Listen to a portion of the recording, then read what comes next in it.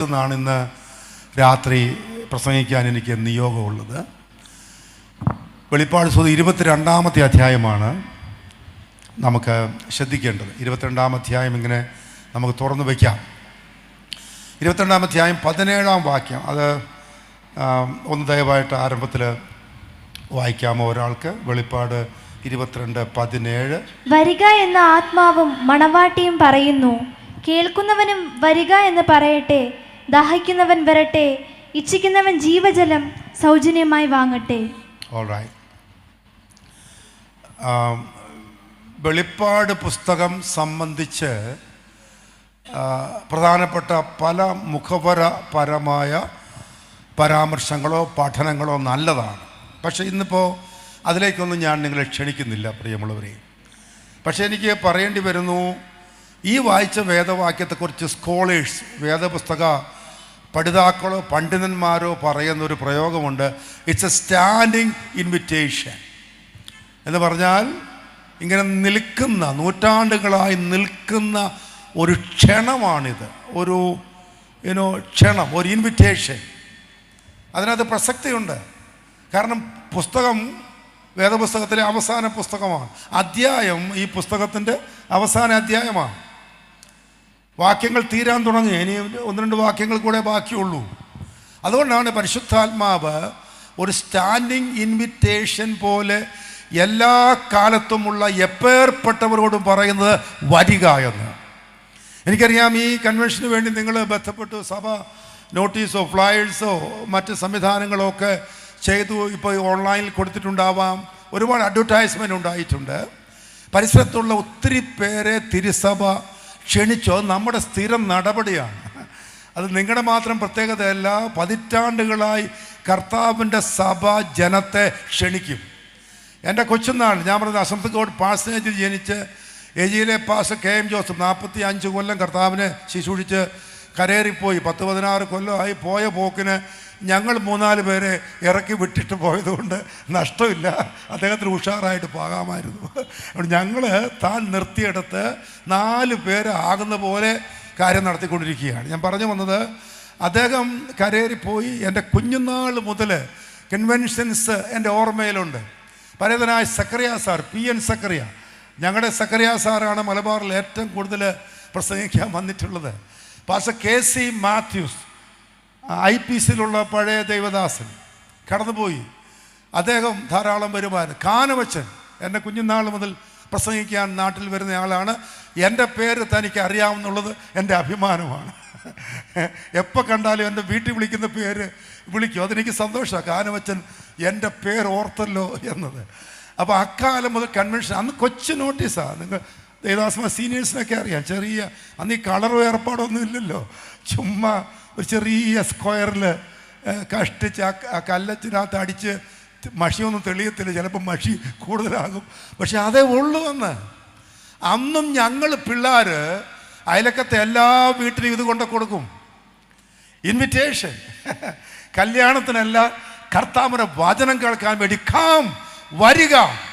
ഇന്ന് രാത്രി ഞാൻ ദേശത്തോട് വിളിച്ചു പറയുന്നു, കർത്താവിൻ്റെ സഭ എത്ര ആക്ഷേപിക്കപ്പെട്ടാലും, ആമേൻ, ആളുകൾക്ക് എത്ര ഇഷ്ടപ്പെട്ടില്ലെങ്കിലും, മെനക്കേടുകാരാൻ ഞങ്ങളും നിങ്ങൾ എത്ര തവണ പറഞ്ഞാലും, നാടിന് പറ്റാത്ത, കാലത്തിന് പറ്റാത്ത ഏർപ്പാടാണെന്ന് നിങ്ങൾ ഞങ്ങളെ പരിഹസിച്ച് പറഞ്ഞാലും, ഇന്ന് രാത്രി പിന്നെയും ഞാൻ ഉറക്കെ പറയുന്നു, ദൈവസഭയ്ക്ക് അവസാന ശ്വാസം വരെ ഇത് പറഞ്ഞേ പറ്റൂ. വരിക.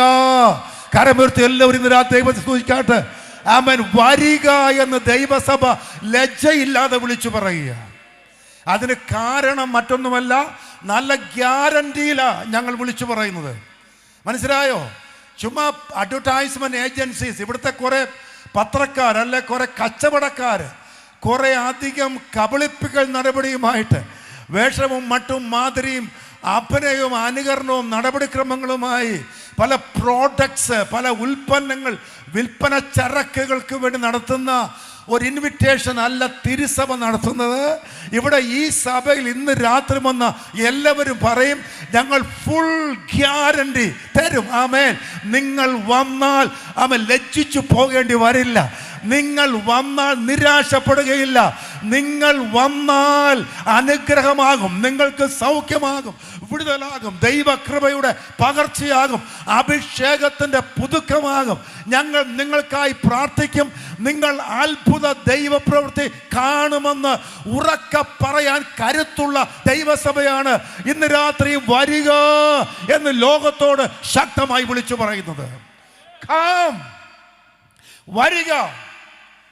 വന്നിട്ട് അത്ഭുതം കണ്ടവരാ ഈ രാത്രി വരിക എന്ന് പറയുന്നത്. അന്നപാനം കൊടുക്കാനും ആൾക്കൂട്ടം ആരവാരം ഉണ്ടാക്കാനും, സഹോദരങ്ങളെ, ഇന്നത് തരാമെന്ന് പറയാനൊന്നും ഞങ്ങൾക്ക് ഇന്നും കരുത്തില്ല, ഇന്നും അതിന് ശക്തിയില്ല. പക്ഷെ ഒരു കാര്യം ഉറപ്പുണ്ട്, ഞങ്ങളെ കൊണ്ടാവാത്തത് ഞങ്ങളുടെ കർത്താവ് ചെയ്യാൻ പോകുകയാണ്. ആമേൻ. കൺവെൻഷൻ ആകട്ടെ, ഞങ്ങൾ ആരാധിക്കുന്ന പരിസരത്തുള്ള കൊച്ചു കൊച്ചു പെന്തക്കോസ്ത് സഭകൾ, വമ്പൻ പള്ളികളൊന്നും ഞങ്ങൾക്കില്ല. ചെറിയ ഹോളുകളാണ്. 100 100 200 പേർക്ക് ഇരിക്കാവുന്ന ചെറിയ സംവിധാനം. അതുണ്ടാക്കാൻ ഞങ്ങൾ ഒരുപാട് പാടുപെട്ടതാണ്. അതിന് ജർമ്മനിയിൽ നിന്നും അങ്ങ് വത്തിക്കാനിൽ നിന്നൊന്നും കാശല്ല. പാവപ്പെട്ട ദൈവമക്കളുടെ സങ്കടത്തിൽ അവരുടെ ചോര തീരാക്കിയുള്ള അധ്വാനത്തിൻ്റെ ഫലമായി പലവട്ടം വരിയിട്ട് പല പിരിവുകൾ നടത്തി പാസ്റ്റർമാർ ജീവിതം മുഴുവൻ പള്ളിപണിക്കായി പലയിടത്ത് പോയി കരഞ്ഞ് ചോദിച്ച് ഒടുവിൽ ഒപ്പിക്കുന്ന കൊച്ചു സംവിധാനത്തിനകത്തേക്ക് നിങ്ങളെ ഞങ്ങൾ ക്ഷണിക്കുമ്പോൾ ഞങ്ങൾ ആത്മാവിൽ വിളിച്ചു പറയുന്നു, ഉറപ്പിൽ വിളിച്ചു പറയുന്നു, ആത്മാർത്ഥമായി വന്നാൽ നിങ്ങൾ അത്ഭുതങ്ങൾ കാണും. ഒരു വൈദ്യനും ചികിത്സിക്കാൻ കഴിയാത്ത രോഗങ്ങളെ കർത്താവ് സൗഖ്യമാക്കും. നിരാശയോടെ വരുന്നവർക്ക് യേശു സമാധാനം കൊടുക്കും. ആമേൻ. കണ്ണീരണിഞ്ഞു വരുന്നവരുടെ കണ്ണീർ പരിശുദ്ധാത്മാവ് തുടച്ചു മാറ്റും. നിങ്ങൾ ദൈവപ്രവൃത്തി കാണും. എത്ര പേർക്ക് അത് ഉറപ്പിച്ചെന്ന് രാത്രി പറയാൻ കഴിയും? കരമുർത്തി ദൈവത്തെ സ്തുതിച്ചാട്ട് യേശു നിങ്ങൾക്ക് വേണ്ടി അത്ഭുതങ്ങളെ ചെയ്യുമെന്ന് ഞങ്ങൾ ആത്മാവിൽ വിളിച്ചു പറയുന്നു. വരിക, ധൈര്യമായിട്ട് വരിക. കൺവെൻഷൻ നാളെ വൈകിട്ട് അവസാനിക്കുമായിരിക്കും. ഈ പന്തൽ നാളെ ഈവനിങ്ങിൽ മീറ്റിംഗ് ഉണ്ട്, 4 മണിക്ക് മീറ്റിംഗ് ഉണ്ട്. പരിസരത്തുള്ള ദൈവദാസന്മാർ ഇവിടെ ഇരിപ്പുണ്ട്. ുള്ളവരെ ഞങ്ങളെല്ലാവരും പറയും, ഞങ്ങളുടെ ആരാധനയ്ക്ക് നിങ്ങൾ വന്നാൽ ഞങ്ങളെ കാണാൻ വരുന്നതല്ല, യേശുവിനെ കാണാനാണ് വരുന്നത്. അവിടെ രൂപങ്ങളില്ല, മട്ടില്ല, മാതൃയില്ല, കളിമൺ പ്രതിമകളില്ല, പ്ലാസ്റ്റർ ഓഫ് പാരീസിലോ ടെറാക്കോട്ടയിലോ ചെമ്പിലോ വെള്ളിയിലോ സ്വർണ്ണത്തിലോ വിരാജിക്കുന്ന സുന്ദര കുട്ടപ്പന്മാരെ കാണാനാവില്ല.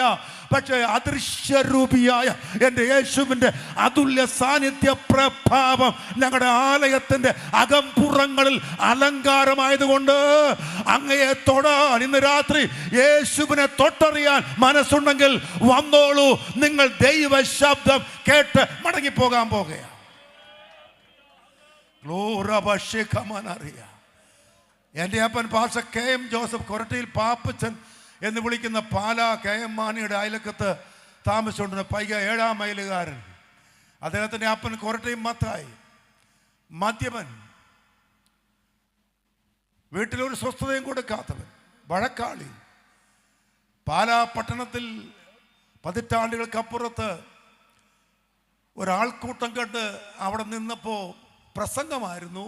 കോട്ടയത്തു നിന്ന് 2 പേര് കാളവണ്ടിയിൽ വന്നിട്ട് ഏറ്റുപറഞ്ഞ പ്രസംഗം, പഴയ പ്രസംഗം. ആ പ്രസംഗത്തിനോട് യോഹന്നാന്റെ സുവിശേഷത്തിൻ്റെ ഒരു പ്രതി താൻ മേടിച്ചു.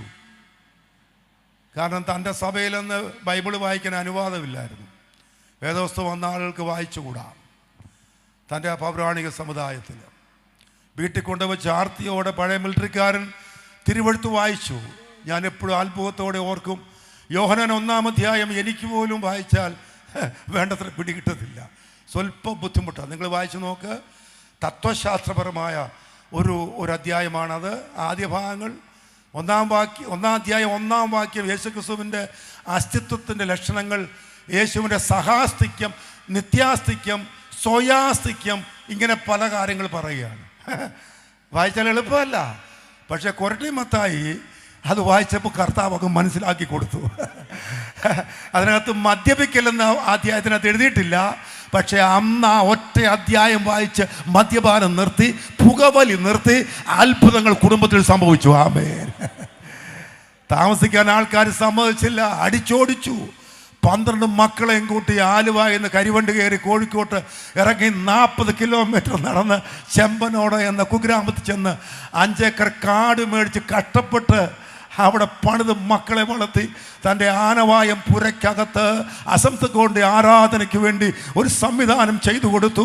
അത് ഞങ്ങൾക്ക് അനുഗ്രഹമായി മാറി, ഞങ്ങൾക്ക് നന്മയായി മാറി. ഇന്ന് രാത്രി ഈ വചനം പറയുമ്പോൾ ഞങ്ങൾ ഒരു ഫിലോസഫി അല്ല വിളിച്ചു പറയുന്നത്, ഒരു സിദ്ധാന്തം അല്ല ഉറക്കെ പറയുന്നത്, ഒരു തത്വശാസ്ത്രത്തിൻ്റെ പഠിപ്പിക്കപ്പെട്ട ഭാഗത്തിൻ്റെ അർത്ഥശൂന്യമായ ആവർത്തനമല്ല ഞങ്ങളുടെ പ്രസംഗം.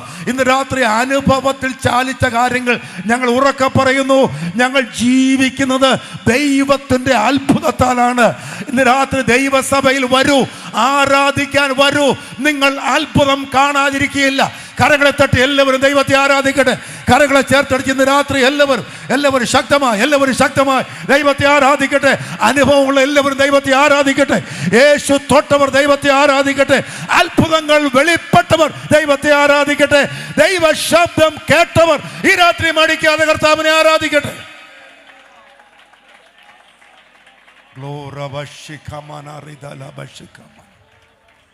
ആമേൻ. വരിക, കം. പരിശുദ്ധാത്മാവ് ഇന്ന് രാത്രിയും പലരെയും വിളിക്കുന്നു. ഈ ചർച്ച ഈ പന്തലിലേക്ക് വരാൻ കഴിയാത്തവരെ, പരിസരത്ത് കേൾക്കുന്നവരെ, പല കാരണങ്ങളുണ്ട്. ഞാൻ നിങ്ങളെ വിമർശിക്കാനും വിധിക്കാനും ആളില്ല. ചിലപ്പോൾ ഇവിടെ ഒന്ന് കയറി ഇറങ്ങിയാൽ മതി, അന്നേരം നടപടി എടുക്കപ്പെടുന്ന സാഹചര്യമുണ്ട്. എനിക്കറിയാമല്ലോ. ദൈവമക്കളോർക്ക് കൈ കൊടുത്താൽ ഉടനെ ആൾക്കാർ തെറ്റിദ്ധരിക്കും. ഉണ്ട്, സാഹചര്യങ്ങളുണ്ട്.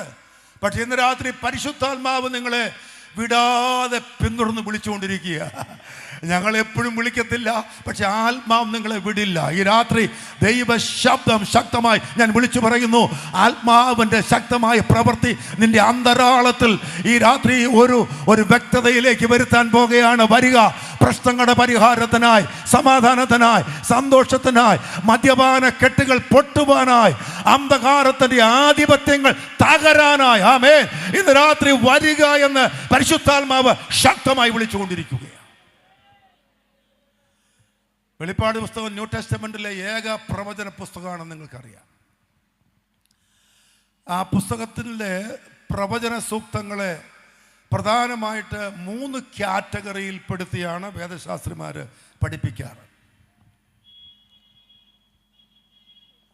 പ്രവചനത്തിൻ്റെ ആകത്തുക. 1 വ്യക്തിഗത ഭാവി, 2 ലോകത്തിൻ്റെ ഭാവി, 3 തിരുസഭയുടെ ഭാവി. ഈ 3 കൂട്ടം കാര്യങ്ങളാണ് വെളിപ്പാട് പുസ്തകത്തിൻ്റെ ആകത്തുക. നിങ്ങൾ വായിച്ചാൽ മനസ്സിലാവും. എന്നാണ് ഈ പറഞ്ഞ 3 ഭാവികാല പരാമർശങ്ങളുടെ അടിസ്ഥാന യാഥാർത്ഥ്യങ്ങൾ ഞാൻ ഒന്ന് സൂചിപ്പിച്ചു പോവുകയാണ്. വ്യക്തിഗത ഭാവി, പേഴ്സണൽ എസ്കറ്റോളജി എന്ന് വിളിക്കുന്ന തിയോളജിയുടെ ദൈവശാസ്ത്രത്തിൻ്റെ ഒരു ചെറിയ ശാഖ. ആ ശാഖ കൊണ്ട് മനസ്സിലാവുന്നത് വളരെ ലളിതമായി പറഞ്ഞാൽ, മരണത്തിനപ്പുറത്ത് എന്ത് എന്ന ചോദ്യത്തിന് വേദപുസ്തകത്തിൽ ഏറ്റവും കൃത്യമായി മറുപടി വെളിപ്പാട് പുസ്തകത്തിലാണ്. എല്ലായിടത്തും മറുപടികൾ നിങ്ങൾക്ക് വായിക്കാനായേക്കാം. എന്നിരിക്കലും പിന്നെ ഇനി ഒരു ചോദ്യവും ഉണ്ടാകാത്ത വിധത്തിൽ വളരെ വ്യക്തമായി വെളിപ്പാട് പുസ്തകം പറയുന്നു പരേതാത്മാവിന് എന്ത് സംഭവിക്കുമെന്ന്. ഇന്നത്തെ പ്രധാനപ്പെട്ട ഒരു ചോദ്യമാണ്. മതങ്ങളൊക്കെ പലതും പറഞ്ഞു വെക്കാറുണ്ട്. ഓരോ വിശ്വാസക്രമം അനുസരിച്ച് ആളുകൾ മറുപടികൾ കണ്ടെത്താൻ നമ്മുടെ ഋഷീശ്വരന്മാർ, ഇവിടുത്തെ ഞാൻ പറഞ്ഞ സമുദായത്തിൻ്റെ, സഭയുടെ അല്ലെങ്കിൽ വിശ്വാസക്രമത്തിൻ്റെ വക്താക്കൾ പറയാറുണ്ട്. അതിനെ ഒന്നും ഞാൻ വിമർശിക്കുന്നില്ല. പക്ഷേ വെളിപ്പാട് പുസ്തകം കൃത്യമായി ഈ യാഥാർത്ഥ്യം വിളിച്ചു പറയുന്നത് കൊണ്ടാണ് അതിൻ്റെ പ്രധാന മറുപടി ഇവിടെ ഉണ്ടെന്ന് നാം തെളിയിക്കുന്നത്. മരണപ്പെട്ടൊരു വ്യക്തിയുടെ അകത്തുള്ള ശാശ്വതാത്മാവ്, ജീവാത്മാവ്, അമർത്യാത്മാവ് അതെങ്ങോട്ട് പോകുന്നു ചോദ്യത്തിന് മറുപടി ഇല്ലാത്ത കൊണ്ടാണ് പല കർമ്മങ്ങൾ പലരും ചെയ്തുകൊണ്ടിരിക്കുന്നത്. അറിയാലോ, മരിച്ചിട്ട് കുറേ ദിവസം കഴിയുമ്പോൾ പണമുള്ള മക്കൾ, ഇനി കാശില്ലെങ്കിൽ പോലും, ഞങ്ങളുടെയൊക്കെ പഴയ ആരാധനാ സംവിധാനങ്ങളിൽ പൈസ ഇല്ലെങ്കിൽ വായ്പ മേടിച്ചാൽ, കാരണം എൻ്റെ പിതാവ് മരിക്കുക എന്നിരിക്കട്ടെ, എൻ്റെ അപ്പന് വേണ്ടി എന്തും ചെയ്യാൻ ഞാൻ തയ്യാറില്ല. വസ്തു വിറ്റ് പോലും അപ്പനെ സ്വർഗത്തിലെത്തിക്കാൻ ഉത്സാഹം എനിക്ക് വേണമല്ലോ, അതല്ലേ ശരി?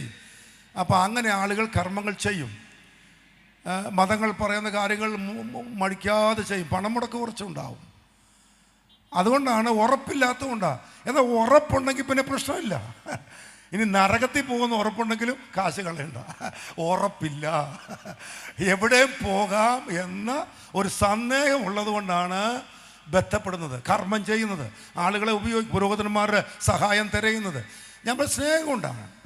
ഭർത്താവ് കടന്നുപോയി, ഭാര്യ സങ്കടം സഹിക്കാൻ മേലാതെ ഭർത്താവിന് വേണ്ടി എന്തും ചെയ്യുമല്ലേ, എന്തും ചെയ്യും, ആണ്ടുതോറും ചെയ്യും. തിരുവെടുത്ത് പറയുന്നു, വെളിപ്പാട് പുസ്തകം പറയുന്നു, മരണപ്പെട്ട ഒരുവൻ്റെ അകത്തുള്ള ആത്മാവ്, അദ്ദേഹത്തിൻ്റെ പശ്ചാത്തലം ക്രൈസ്തവതയുടെ ആണെങ്കിലും, ചിലപ്പോൾ സമുദായത്തിന് വേണ്ടി ഒരുപാട് പണം മുടക്കിയ ആൾ ആയിരുന്നാലും, തൻ്റെ ശവസംസ്കാരത്തിൽ ആ പ്രധാനാചാര്യന്മാരുടെ തിരുസാന്നിധ്യം ഉറപ്പാക്കപ്പെട്ടിരുന്നാലും, ഒരുപാട് പേരുടെ പങ്കാളിത്തവും ഒരുപാട് കർമ്മകാണ്ഡവും മുടക്കമില്ലാതെ അനുഷ്ഠിച്ചാലും, താൻ ആൾക്ക് വേണ്ടി എന്തെല്ലാം ചെയ്തു വന്നത് ശരിയാണെങ്കിലും, ജീവിച്ചിരിക്കുമ്പോൾ കർത്താവായ യേശുക്രിസ്തുവുമായി രക്ഷണ്യപരമായ പാപപരിഹാരപരമായ ഒരു ബന്ധത്തിൽ വന്ന്, യേശു എൻ്റെ പാപക്ഷമാദായകൻ, എൻ്റെ കർത്താവ്, എൻ്റെ സമാരാധ്യൻ എന്ന ഉറപ്പിൽ വരാത്തൊരു വ്യക്തി ഒരു കാരണവശാലും യേശുവിൻ്റെ അടുക്കലേക്ക് പോവില്ല. ആ ആത്മാവ് നിത്യ നരക ദണ്ഡനത്തിലേക്ക് പോകുമെന്ന് വെളിപ്പാട് പുസ്തകം വ്യക്തമായി വിളിച്ചു പറയുന്നു. ഒരു സന്ദേഹവുമില്ല. ആ പോകുന്ന ഇടം, പോകുന്ന പോക്ക്, അവിടെ കിട്ടുന്ന അവസ്ഥ, ഇതെല്ലാം ഈ കൃത്യമായി പുസ്തകം പറയുകയാണ്. മറുവശവും ഈ പുസ്തകം പറയുന്നുണ്ട്. മതത്തിനും സഭയ്ക്കും സമുദായത്തിനും രാഷ്ട്രത്തിനും ഇഷ്ടപ്പെടാതെ പിന്നിട്ട നൂറ്റാണ്ടുകൾ യേശുവിന് വേണ്ടി പിടഞ്ഞു വീണ് മരിച്ച 13.5 കോടി രക്തസാക്ഷികൾ അടക്കം അവരുടെ സാക്ഷ്യത്തിന് വേണ്ടി വില കൊടുത്ത, ചോര ചിന്തി വില കൊടുത്ത കോടാനുകോടി ഭക്തശിരോമണികൾ അടക്കമുള്ള ആളുകൾ നല്ല മരണം കിട്ടാതെ, നല്ല അടക്കം കിട്ടാതെ, ചിലപ്പോൾ ഹിംസ്ര ജന്തുക്കൾ പിച്ച് കീറി കൊന്നവര്, സമുദ്രത്തിൻ്റെ ആഴത്തിലേക്ക് ഇടപ്പെട്ടവര്, അവ ചുട്ടു കരിച്ച് ധൂളിയായി മാറ്റപ്പെട്ടവരാണ് ആ സഹോദരങ്ങളെങ്കിലും അവർ യേശുക്രിസ്തുവുമായി ബന്ധപ്പെട്ടവരായതുകൊണ്ട്, അവർ ക്രിസ്തുവിൽ ജനിച്ച് ക്രിസ്തുവിൽ ജീവിച്ച് ക്രിസ്തുവിൽ മരിച്ചവരായതുകൊണ്ട്, അവരുടെ ശരീരം നാനാ കാറ്റിലേക്ക് ധൂളിക്കപ്പെട്ടെങ്കിലും അവരുടെ അകത്തുള്ള വിലപ്പെട്ട ആത്മാവ് യേശുവിൻ്റെ അടുത്തേക്ക് കരയേറി പോകുമെന്ന് ഈ പുസ്തകം ഉറക്കെ വിളിച്ചു പറയുന്നു. പ്രത്യാശയുള്ള എല്ലാവരും കരപുരത്തി കർത്താവിനെ ഒന്ന് ശക്തമായി സ്തുതിച്ച് ആരാധിക്കട്ടെ. അതാണ് ഈ പുസ്തകത്തിൻ്റെ മഹത്വം. രണ്ടാമത്തെ ഇവിടുത്തെ വിചിന്തന വിഷയം ലോകത്തിൻ്റെ ഭാവി എന്നതിനെ കുറിച്ചാണ്. ഞാൻ പത്രം വായിച്ചും അല്ലെങ്കിൽ TV വാർത്ത കണ്ടും ആളുകൾ ഞെട്ടാറില്ലേ, അത്ഭുതപ്പെടാറില്ലേ? എനിക്കൊന്ന് ദൈവസഭ പുസ്തകം വായിക്കുന്നവരാണെങ്കിൽ ഒരുപാട് ഞെട്ടേണ്ട കാര്യമില്ല. ഇത് വായിക്കുന്നില്ലെങ്കിൽ ലോകക്കാരെ പോലെ ഞെട്ടിത്തരിക്കുകയോ മൂക്കത്ത് വിരൽ വെക്കുകയോ എന്നാ വേണേ ചെയ്തോ. തിരുവെടുത്ത് വായിക്കുന്ന, വെളിപ്പാട് പുസ്തകം വായിക്കാൻ മനസ്സ് വെച്ച വ്യക്തികൾ, ആമേൻ, ലോകത്തിൻ്റെ വാർത്ത കേട്ട് ഞെട്ടുകയില്ല, അവർ തകരുകയില്ല. അവർക്കറിയാം ഇതെല്ലാം എൻ്റെ പുസ്തകത്തിൽ കൃത്യമായി അവൻ നേരത്തെ എഴുതി വച്ചിരിക്കുക. എൻ്റെ കർത്താവ് പറഞ്ഞ കാര്യങ്ങൾ അക്കമിട്ട് അച്ചട്ടായി ഇന്ന് രാത്രിയും നിറവേറിക്കൊണ്ടിരിക്കുകയാണ്. ആമേൻ. ഞാൻ കഴിഞ്ഞ ദിവസം എവിടെയോ പറഞ്ഞു, ഞാൻ വെളിനാട്ടിൽ ഒരിക്കൽ ബസ്സിൽ യാത്ര ചെയ്തുകൊണ്ടിരുന്നപ്പോൾ, ബസ്സിൽ യാത്ര ചെയ്യുന്നത് പൈസ ലാഭിക്കാനാണ്. ഫ്ലൈ ചെയ്യാം, പക്ഷേ യോഗവുമില്ല, നേരവും ഉണ്ടെങ്കിൽ ബസ്സിൽ പോവുകയാണെങ്കിൽ വെറുതെ കാശ് കളയണ്ട, അതാണ് നല്ലത്.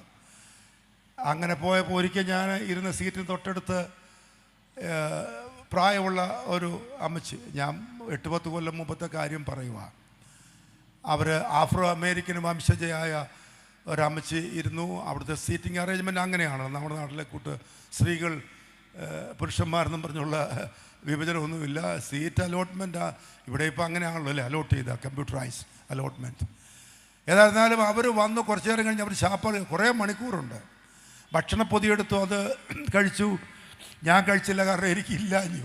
അതുകൊണ്ട് ഞാൻ ഓർത്ത് ചെന്ന് എന്നിട്ട് എവിടെയെന്ന് വെച്ചാൽ കഴിക്കാം. വെളിനാട്ടിലൊക്കെ പോയാൽ അങ്ങനെ കൃത്യമായിട്ട് കഴിക്കണമെന്ന് നിർബന്ധമൊന്നുമില്ല. ഒത്തു ഓളെ അവരെ ഭക്ഷണമൊക്കെ കഴിച്ചു. അങ്ങനെ എന്നോട് മിണ്ടിയൊന്നുമില്ല, ഞാനും മിണ്ടിയില്ല. അങ്ങനെ കയറി മിണ്ടാനൊന്നും പാടില്ല പൊതുവേ. ഓൾറൈറ്റ്. അങ്ങനെ ഇരുന്ന് കുറച്ച് കഴിഞ്ഞപ്പോൾ ഒരു പുസ്തകം എടുത്ത് അവർ വായിക്കാൻ തുടങ്ങി. നമ്മുടെ കൂട്ടി ഇങ്ങനെ അങ്ങോട്ട് നോക്കുന്ന ഭംഗിയല്ല ആ രാജ്യത്ത്. അതുകൊണ്ട് ഞാൻ നോക്കിയില്ല. എന്നാലും നോക്കണമല്ലോ. അതുകൊണ്ട് ഞാൻ ചെറിയൊരു അഡ്ജസ്റ്റ്മെൻറ്റിൽ ആ പുസ്തകം എന്നാന്ന് ഒന്ന് നോക്കി. എനിക്ക് നന്നായി മനസ്സിലായി അത് എൻ്റെ പുസ്തകം തന്നെയാണ്, എൻ്റെ ബാഗിലിരിക്കുന്ന പുസ്തകം തന്നെയാണ്. അടുത്ത ചില മണിക്കൂറുകൾ ദൈവസഭ ശ്രദ്ധിക്കണം ഞാനീ പറയുന്നു. എത്ര പേർ അങ്ങനെ ദൈവത്തിൻ്റെ വചനം വായിക്കും? അവർ വായിച്ചിട്ട് ഹൈലൈറ്റർ എന്ന് പറഞ്ഞ് ഈ പേനയില്ലേ പിള്ളേർ ഇത് ചെയ്യുന്നത്, അതുകൊണ്ട് അത് കൈവച്ചിരിക്കുക. എന്നിട്ട് വാക്യങ്ങൾ വായിച്ച് അണ്ടർലൈൻ ചെയ്യുക. ഇടയ്ക്കിടയ്ക്ക് അവർ ചിരിക്കുക. ചിരിച്ചിട്ട് ആ ചിരി അല്പം പൊട്ടിച്ചിരിയായിട്ട് മാറുക. ആൾക്കാരെല്ലാം ചെവി വട്ടം പിടിക്കുന്നുണ്ട്. അവർക്കൊരു കൂസലുമില്ല. വചനം വായിച്ചവർ ആത്മാവിൽ സന്തോഷിക്കുക. ഞാൻ ആ കാഴ്ച മാത്രമല്ല കണ്ടത്, എൻ്റെ കണ്ണ് നനയിച്ചത്. പിന്നെ ചില വാക്യങ്ങൾ വായിച്ച് അവർ കൈലേസ് കൊണ്ട് കണ്ണ് തുടയ്ക്കുകയാണ്. അവർ ഞരക്കങ്ങൾ എനിക്ക് കേൾക്കാം. ഞാൻ ജീവിതത്തിൽ അന്നോ പിന്നെ ഒരിക്കലും അങ്ങനെ ഒരാളെ കണ്ടിട്ടില്ല. ദൈവത്തിൻ്റെ വചനം വായിച്ച് ആത്മാവിൽ സന്തോഷിക്കുന്ന, വചനത്തിന് മേൽ വിറച്ച് കരയുന്ന ആ ദൈവദാസി ആരാന്ന് എനിക്കറിയില്ല, അവരുടെ പേരെനിക്കറിയത്തില്ല. പക്ഷെ എനിക്കറിയാം അങ്ങനെ തിരുവഴുത്തിന് മുമ്പാകെ വിറയ്ക്കുന്ന കുറേ പേർ എല്ലാ കാലത്തും ഉണ്ട്. ആമേൻ.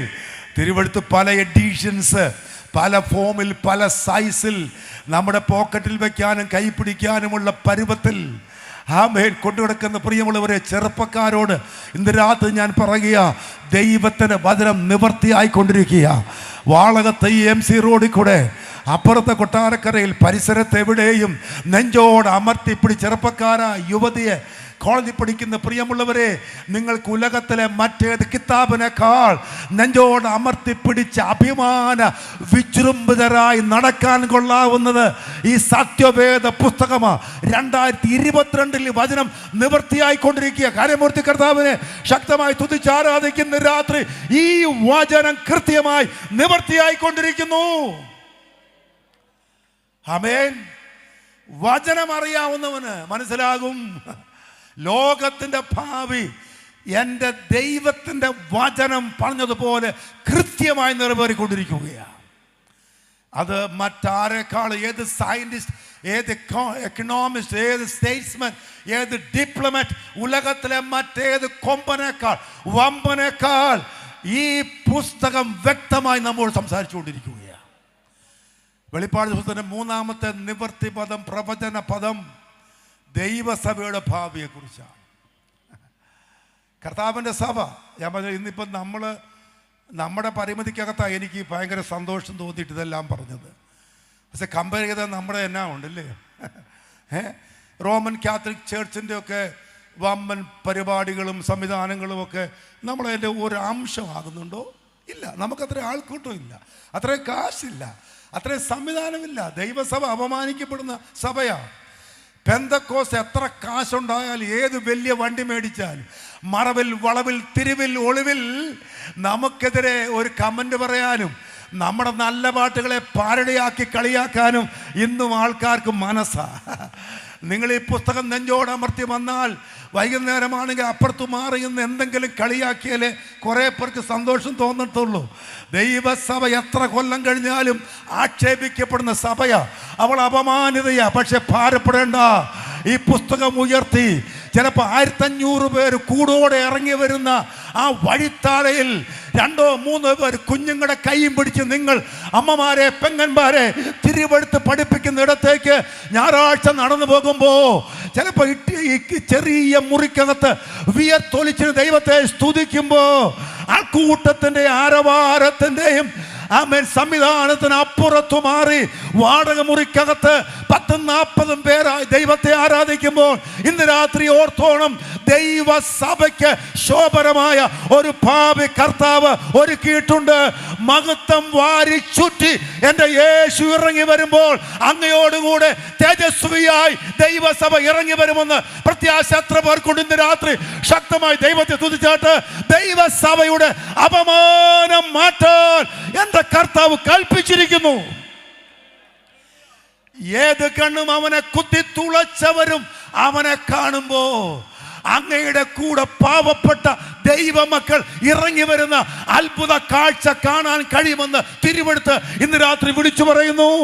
അത് ഈ വചനം നമ്മോട് സംസാരിക്കുന്നു. സഹസ്രാബ്ദത്തെക്കുറിച്ച്, മഹോദരവത്തെക്കുറിച്ച്, കുഞ്ഞാടിൻ്റെ കല്യാണത്തെക്കുറിച്ച്, മണവാട്ടി തിരുസഭയെക്കുറിച്ച് എല്ലാം കൃത്യമായിട്ട് ഈ പുസ്തകം പറയും. ഞാൻ ഈ ആമുഖം ഇങ്ങനെ പറഞ്ഞിട്ട് അവിടെ അവസാനിപ്പിച്ചിട്ട് വായിച്ച അധ്യായത്തിൽ 4 കാര്യങ്ങൾ പെട്ടെന്ന് ഓർപ്പിച്ച് അവസാനിപ്പിക്കാൻ താല്പര്യപ്പെടുകയാണ്. ഈ അധ്യായത്തിൽ വരിക എന്ന ഇൻവിറ്റേഷൻ, വരിക എന്ന ക്ഷണത്തിൻ്റെ 4 പ്രതികരണ മണ്ഡലങ്ങൾ ഈ അധ്യായം സംബന്ധിച്ച് ഒന്ന് ചൂണ്ടിക്കാണിച്ചോളാം. ഞാൻ വായിക്കാം 6-7 വാക്യങ്ങൾ. 1. പിന്നെ അവൻ എന്നോട്, ഈ വചനം വിശ്വാസയോഗ്യവും സത്യവുമാകുന്നു. പ്രവാചകന്മാരുടെ ആത്മാക്കളുടെ ദൈവമായ കർത്താവ് വേഗത്തെ സംഭവിക്കേണ്ടതിന് തൻ്റെ ദാസന്മാർക്ക് കാണിച്ചു കൊടുപ്പാൻ തൻ്റെ ദൂതനെ അയച്ചു. ഇതാ ഞാൻ വേഗത്തിൽ വരുന്നു. ഈ പുസ്തകത്തിലെ പ്രവചനം പ്രമാണിക്കുന്നവൻ ഭാഗ്യവാൻ എന്ന് പറഞ്ഞു. 18-19 കൂടെ ദയവായിട്ട് വായിക്കാം. 18-19. ഈ പുസ്തകത്തിലെ പ്രവചനം കേൾക്കുന്ന ഏവനോടും ഞാൻ സാക്ഷീകരിക്കുന്നത് എന്തെന്നാൽ, അതിനോട് ആരെങ്കിലും കൂട്ടിയാൽ ഈ പുസ്തകത്തിൽ എഴുതിയ ബാധകളെ ദൈവം അവന് വരുത്തും. ഈ പ്രവചന പുസ്തകത്തിലെ വചനത്തിൽ നിന്ന് ആരെങ്കിലും വല്ലതും നീക്കിക്കളഞ്ഞാൽ ഈ പുസ്തകത്തിൽ എഴുതിയിരിക്കുന്ന ജീവവൃക്ഷത്തിലും വിശുദ്ധ നഗരത്തിലും അവനുള്ള അംശം ദൈവം നീക്കിക്കളയും. കം അല്ലെങ്കിൽ വരിക എന്ന കർത്താവിൻ്റെ ഇൻവിറ്റേഷന്റെ പ്രധാനപ്പെട്ട 1ാമത്തെ മണ്ഡലം ദൈവവചനം അനുസരിക്കാൻ ഇന്ന് രാത്രി ഒരുപാട് പേരെ പരിശുദ്ധാത്മാവ് ക്ഷണിച്ചുകൊണ്ടിരിക്കുകയാണ്. Price the Lord. ഞാൻ പറഞ്ഞു വന്ന എൻ്റെ പശ്ചാത്തലത്തിൽ നിന്നുകൊണ്ടും ഞാൻ പിന്നെയും പറയുന്നു, വചനം അനുസരിക്കാൻ തയ്യാറാകാനാണ് ഈ പരിസരത്തോട് ദൈവാത്മാവ് സംസാരിക്കുന്നത്. ഇവിടെയുള്ള കൊച്ചു കൊച്ചു ദൈവസഭകൾ, ഞാൻ പറഞ്ഞല്ലോ, എണ്ണവും വണ്ണവും പൊണ്ണക്കാര്യവുമില്ലാത്ത കൊച്ചു കൊച്ചു ആരാധനാ സംഘങ്ങളുടെ മുഖമുദ്ര വചനത്തിൻ്റെ അനുസരണമാണ്. നമ്മുടെ കുടുംബത്തിൽ അത്ഭുതം ചെയ്യുന്നത് ദൈവത്തിൻ്റെ വചനമാണ്.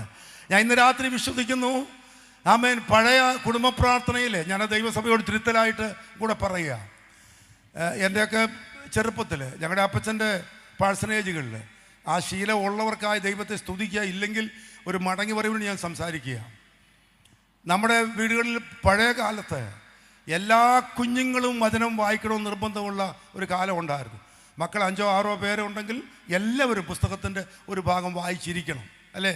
വായിക്കണമായിരുന്നു. പാട്ടെല്ലാവരും പാടണം, 2-3 പാട്ട് ഉറപ്പായിരുന്നു. ചില വീട്ടിലൊക്കെ ചിഞ്ചിലും ചെറിയ ഡ്രമ്മും പോലും മേടിച്ചു വെക്കാറുണ്ട്. അടിച്ച് തകർത്താണ് വൈകിട്ടത്തെ പ്രാർത്ഥന. ഞാൻ വെറുതെ പറയല്ല, ഞങ്ങൾക്ക് എല്ലാവർക്കും വീട്ടിൽ അങ്ങനെ ഒരു സംവിധാനം ഉണ്ടായിരുന്നു. ബൈബിൾ തെറ്റിച്ച് വായിച്ചാൽ അപ്പച്ചൻ ഒരു ചൂരിലും കൊണ്ടായിരിക്കുന്നത്. എല്ലാ വീട്ടിലും അങ്ങനെ ഇരിക്കണമെന്നില്ല, അടി പറ്റിക്കും. ഉറപ്പാണ്, നിർബന്ധമാണ് ബൈബിൾ വായന. എല്ലാ കൊച്ചു കുഞ്ഞു പോലും കൊഞ്ചിക്കുഴയുന്ന അധരം കൊണ്ട് ആകുന്ന പോലെ പ്രാർത്ഥിക്കണമെന്ന് നിർബന്ധമുള്ളൊരു കാലം ഉണ്ടായിരുന്നു. ഞാൻ ചോദിക്കാം, വർഷങ്ങളുടെ മുന്നോട്ടുള്ള ഗമനത്തിൽ, തിരക്ക് കൂടിയ സമൂഹത്തിൽ, പണിയൊഴിയാത്ത ഭാര്യയും ഭർത്താവും, വൈകി വരുന്ന കുടുംബനാഥനും, കമ്പ്യൂട്ടിങ്ങും പ്രോജക്റ്റ് വർക്ക്, ഇൻ്റർനെറ്റ് ബ്രൗസിങ്ങും കൊണ്ട് പെരുകിയ പിള്ളേരും കൂടെ ആകുമ്പോൾ ആകെ കുറയ്ക്കാവുന്നതും ഉഴപ്പാവുന്നതും ഭവന പ്രാർത്ഥനയാണെങ്കിൽ ഇന്ന് രാത്രി ഞാൻ ആത്മനിയോഗത്തിൽ ഉറക്കെ വിളിച്ചു പറയുന്നു, കുടുംബത്തിലെ പ്രശ്നങ്ങളുടെ പരിഹാരങ്ങൾക്ക് സാധ്യം നിൻ്റെ പ്രാർത്ഥനയുടെ കരുത്താണെങ്കിൽ ഇന്ന് രാത്രി പലരെയും പഴിക്കണ്ട, പാസ്റ്ററെ കുറ്റം പറയണ്ട, പ്രവാചകനെ വിളിക്കേണ്ട.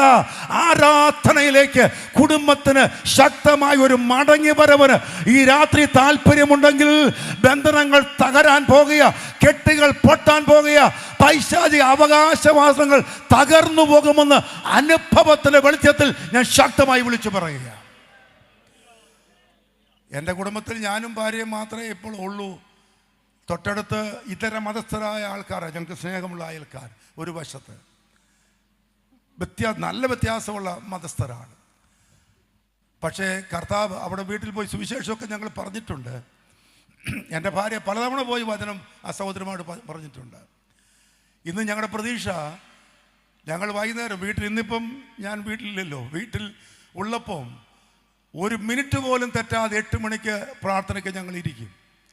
എൻ്റെ ഈ തൊണ്ട കൊണ്ട് പാടിയാൽ ശരിയാകത്തില്ല, പാട്ടുകാർക്കറിയാം. പക്ഷേ ഞാൻ പാടാതൊന്നും ഇരിക്കത്തില്ല, ശരിക്ക് നീട്ടിപ്പാടും, ഞങ്ങൾ ഉറക്കപ്പാടും. ഞാനും വൈഫും ജനത്തിനും അയൽക്കാർക്കും വേണ്ടി അവരെന്നാ വിചാരിച്ചാലും വേണ്ടില്ല, ശക്തമായി പ്രാർത്ഥിക്കും. ദൈവപ്രവൃത്തി വെളിപ്പെടാൻ പ്രാർത്ഥിക്കും. അന്യഭാഷയിൽ ദൈവത്തെ ആരാധിക്കും. ആമേൻ. പ്രായം കൂടിയൊന്നും ഞാൻ പഴയ ഭാഷ ഒന്നും നോക്കത്തില്ല. എനിക്ക് ഞായറാഴ്ച പള്ളി വരുമ്പോൾ മാത്രമല്ല അന്യഭാഷ വരുന്നത്. ഡ്രമ്മും കീബോർഡും പിള്ളേരും മീട്ടുമ്പോഴല്ല ഇത് ഇളകി വരിക. ആമേൻ. എൻ്റെ അകത്ത് കർത്താവ് പകർന്ന അഭിഷേകം. പുല്ലൂർ ബൈബിൾ 972 വന്ന മലബാറുകാരനായി ഞാൻ അഭിഷേകം പ്രാപിക്കാതെ സങ്കടപ്പെട്ട് നെഞ്ചത്തടിച്ച് കരഞ്ഞിട്ട് രാവിലെ പാക്ക് ചെയ്ത് വീട്ടിൽ പോകാൻ തയ്യാറായപ്പോൾ പാസ്റ്റർ CJ സാമുവൽ, പത്താകുടി പാസ്റ്റർക്കറിയാം, PP ജെയിംസ്, KJ മാത്യു ഒരുമിച്ച് ഒരു രാത്രി മുഴുവൻ കരഞ്ഞപ്പോൾ സ്വർഗം കനിവോടെ ഞങ്ങളുടെ മേൽ പകർന്ന അഭിഷേകത്തിൻ്റെ കരുത്താണ് 44-ാം കൊല്ലവും എന്ന മേൽ വ്യാപരിക്കുന്നതെന്ന് സന്തോഷത്തോടെ ഉറക്കെ പറഞ്ഞിട്ട്, നഷ്ടങ്ങൾ ഒരുപടി ഭവിച്ച എനിക്ക് ഇന്ന് രാത്രി നഷ്ടമില്ലാതെ അകത്ത് കർത്താവ് പകർന്നു തന്ന അഭിഷേകത്തിൻ്റെ ബലത്തിൽ ഞാൻ വിളിച്ചു പറയുന്നു, നിന്റെ പ്രശ്നത്തിന് പരിഹാരം ആരാധനയാണ്, പ്രാർത്ഥനയാണ്, വചനമാണ്. വചനം അനുസരിച്ചാൽ ദൈവപ്രവൃത്തി കുടുംബത്തിൽ വെളിപ്പെടും. ഈ രാത്രി കരമൂർത്തി എല്ലാവരും ഒന്നുകൂടെ സമർപ്പിച്ചാട്ട് ഒരു മടങ്ങി വരവ് ദൈവം തരട്ടെ, ഒരു മടങ്ങി വരവ് തരട്ടെ. ഈ തലമുറയിൽ അഭിഷേകത്തിന്റെ വ്യക്താക്കളായി ദൈവസഭയെ കർത്താവ് മാറ്റട്ടെ. വചനമനുസരിക്കാൻ ഈ രാത്രി വാളകം പരിസരത്തെ പരിശുദ്ധാത്മാവ് ശക്തമായി ക്ഷണിക്കുകയാണ്. കുടുംബത്തിൽ ദൈവദാസന്മാർ വന്ന് പ്രാർത്ഥിച്ച് അത്ഭുതങ്ങൾ കണ്ടവരെ, കുഞ്ഞുങ്ങൾക്ക് പ്രയാസമുണ്ടായപ്പോൾ, പഠിക്കാൻ വേണ്ടി പോകാൻ നേരത്ത്, വിവാഹം വൈകിയപ്പോൾ, പെട്ടെന്നൊരു അസുഖം വന്നപ്പോൾ ഉപദേശി ഒന്ന് ഓടി വരണം എന്ന് പറഞ്ഞ് അനേക പാവപ്പെട്ട ദൈവദാസന്മാർ വീട്ടിൽ വന്ന് പ്രാർത്ഥിച്ച് വചനം പറഞ്ഞ് അമ്മച്ചിമാർ കയറിയിറങ്ങി കരഞ്ഞ് അപ്പോഴെല്ലാം ദൈവമുമ്പാകെ സമർപ്പിച്ച് പ്രാർത്ഥനയ്ക്ക് ഫലമുണ്ടെന്ന് ഏറ്റുപറഞ്ഞിട്ട് പലരെയും ഭയപ്പെട്ട് പലതിനെയും ഭയപ്പെട്ട് ഇന്ന് രാത്രി വചനം വ്യക്തമായി ബോധ്യപ്പെട്ടിട്ട് ആത്മരക്ഷ എന്തെന്ന് അറിഞ്ഞിട്ട് വിശ്വാസ സ്നാനം സത്യമാണെന്ന് തിരിച്ചറിഞ്ഞിട്ട് ദൈവാത്മാവ് ഇടപെട്ടിട്ട് ഇന്ന് രാത്രി ഭയപ്പെട്ട് മാറി നിൽക്കുന്നവരെ പരിശുദ്ധാത്മാവ് ശക്തമായി ദൂത് പറയുന്നു, വരിക, വചനം അനുസരിക്കാൻ വരിക. ആമേൻ. തിരുവഴുത്ത് അനുസരിച്ചതിൻ്റെ നന്മയാണ് ഞങ്ങളെല്ലാം അനുഭവിച്ചുകൊണ്ടിരിക്കുന്നത്. ഈ ക്രൈസ്തവ സഭയെക്കുറിച്ച് പൊതുവെ ആളുകൾക്ക് എത്രത്തോളം അതിനെക്കുറിച്ച് പഠനമുണ്ടായിട്ടുണ്ടെന്ന് എനിക്ക് അറിയത്തില്ല. ഈ പെന്തക്കോസ്, ഞങ്ങളുടെ പെന്തക്കോസ്, ഞാൻ അങ്ങനെയൊക്കെ പറയട്ടെ, പെന്തക്കോസ് പൂർണ്ണമാണെന്ന് ഞാൻ വിശ്വസിക്കുന്നില്ല. പാസ്റ്റർമാരെ നിങ്ങൾ ക്ഷമിക്കണം, പെന്തക്കോസ് കംപ്ലീറ്റ് ആണെന്ന് എനിക്ക് വിശ്വാസമില്ല. ഇനിയും വെളിപ്പാടുകൾ കിട്ടാനുണ്ടെന്നാണ് ഞാൻ വിശ്വസിക്കുന്നത്. പക്ഷേ ഇപ്പം നിലവിലുള്ളതിൽ ഏറ്റവും മികച്ച വെളിപ്പാടിലാണ് ദൈവസഭ നിൽക്കുന്നത്. മാളികമുറിയിലേക്ക് മൊത്തത്തിൽ മടങ്ങാൻ പറ്റിയിട്ടില്ല. ആദിമസഭയിലേക്ക് കൃത്യമായി മടങ്ങിയ ഞാൻ അഭിമാനിക്കുന്നില്ല. പക്ഷെ മടങ്ങാൻ വേണ്ടി ഒരു പരിശ്രമം ദൈവസഭയ്ക്കുണ്ട്. സഹോദരങ്ങളെ, ആ ചരിത്രം പറഞ്ഞാൽ എനിക്ക് നേരം പോകുമെങ്കിലും കേരളത്തിൽ വചനം അനുസരിക്കാൻ തയ്യാറായിട്ടാ പെന്തക്കോസ്ത് വരെ എത്തി നിന്നതെന്ന് എനിക്കൊന്ന് പറയാൻ, ഓടിച്ചു പറയാൻ സന്തോഷമുണ്ട്. 9 നൂറ്റാണ്ട് കേരളത്തിലുണ്ടായിരുന്ന സഭ, ശ്രദ്ധിക്കണം എല്ലാവരും, അത് റോമൻ കത്തോലിക്ക സഭയൊന്നുമല്ല. ആദ്യത്തെ 9 നൂറ്റാണ്ട് ഇന്ത്യയിൽ ഉണ്ടായിരുന്ന ഏക സഭ കൽദായ സുറിയാനി സഭയാണ്.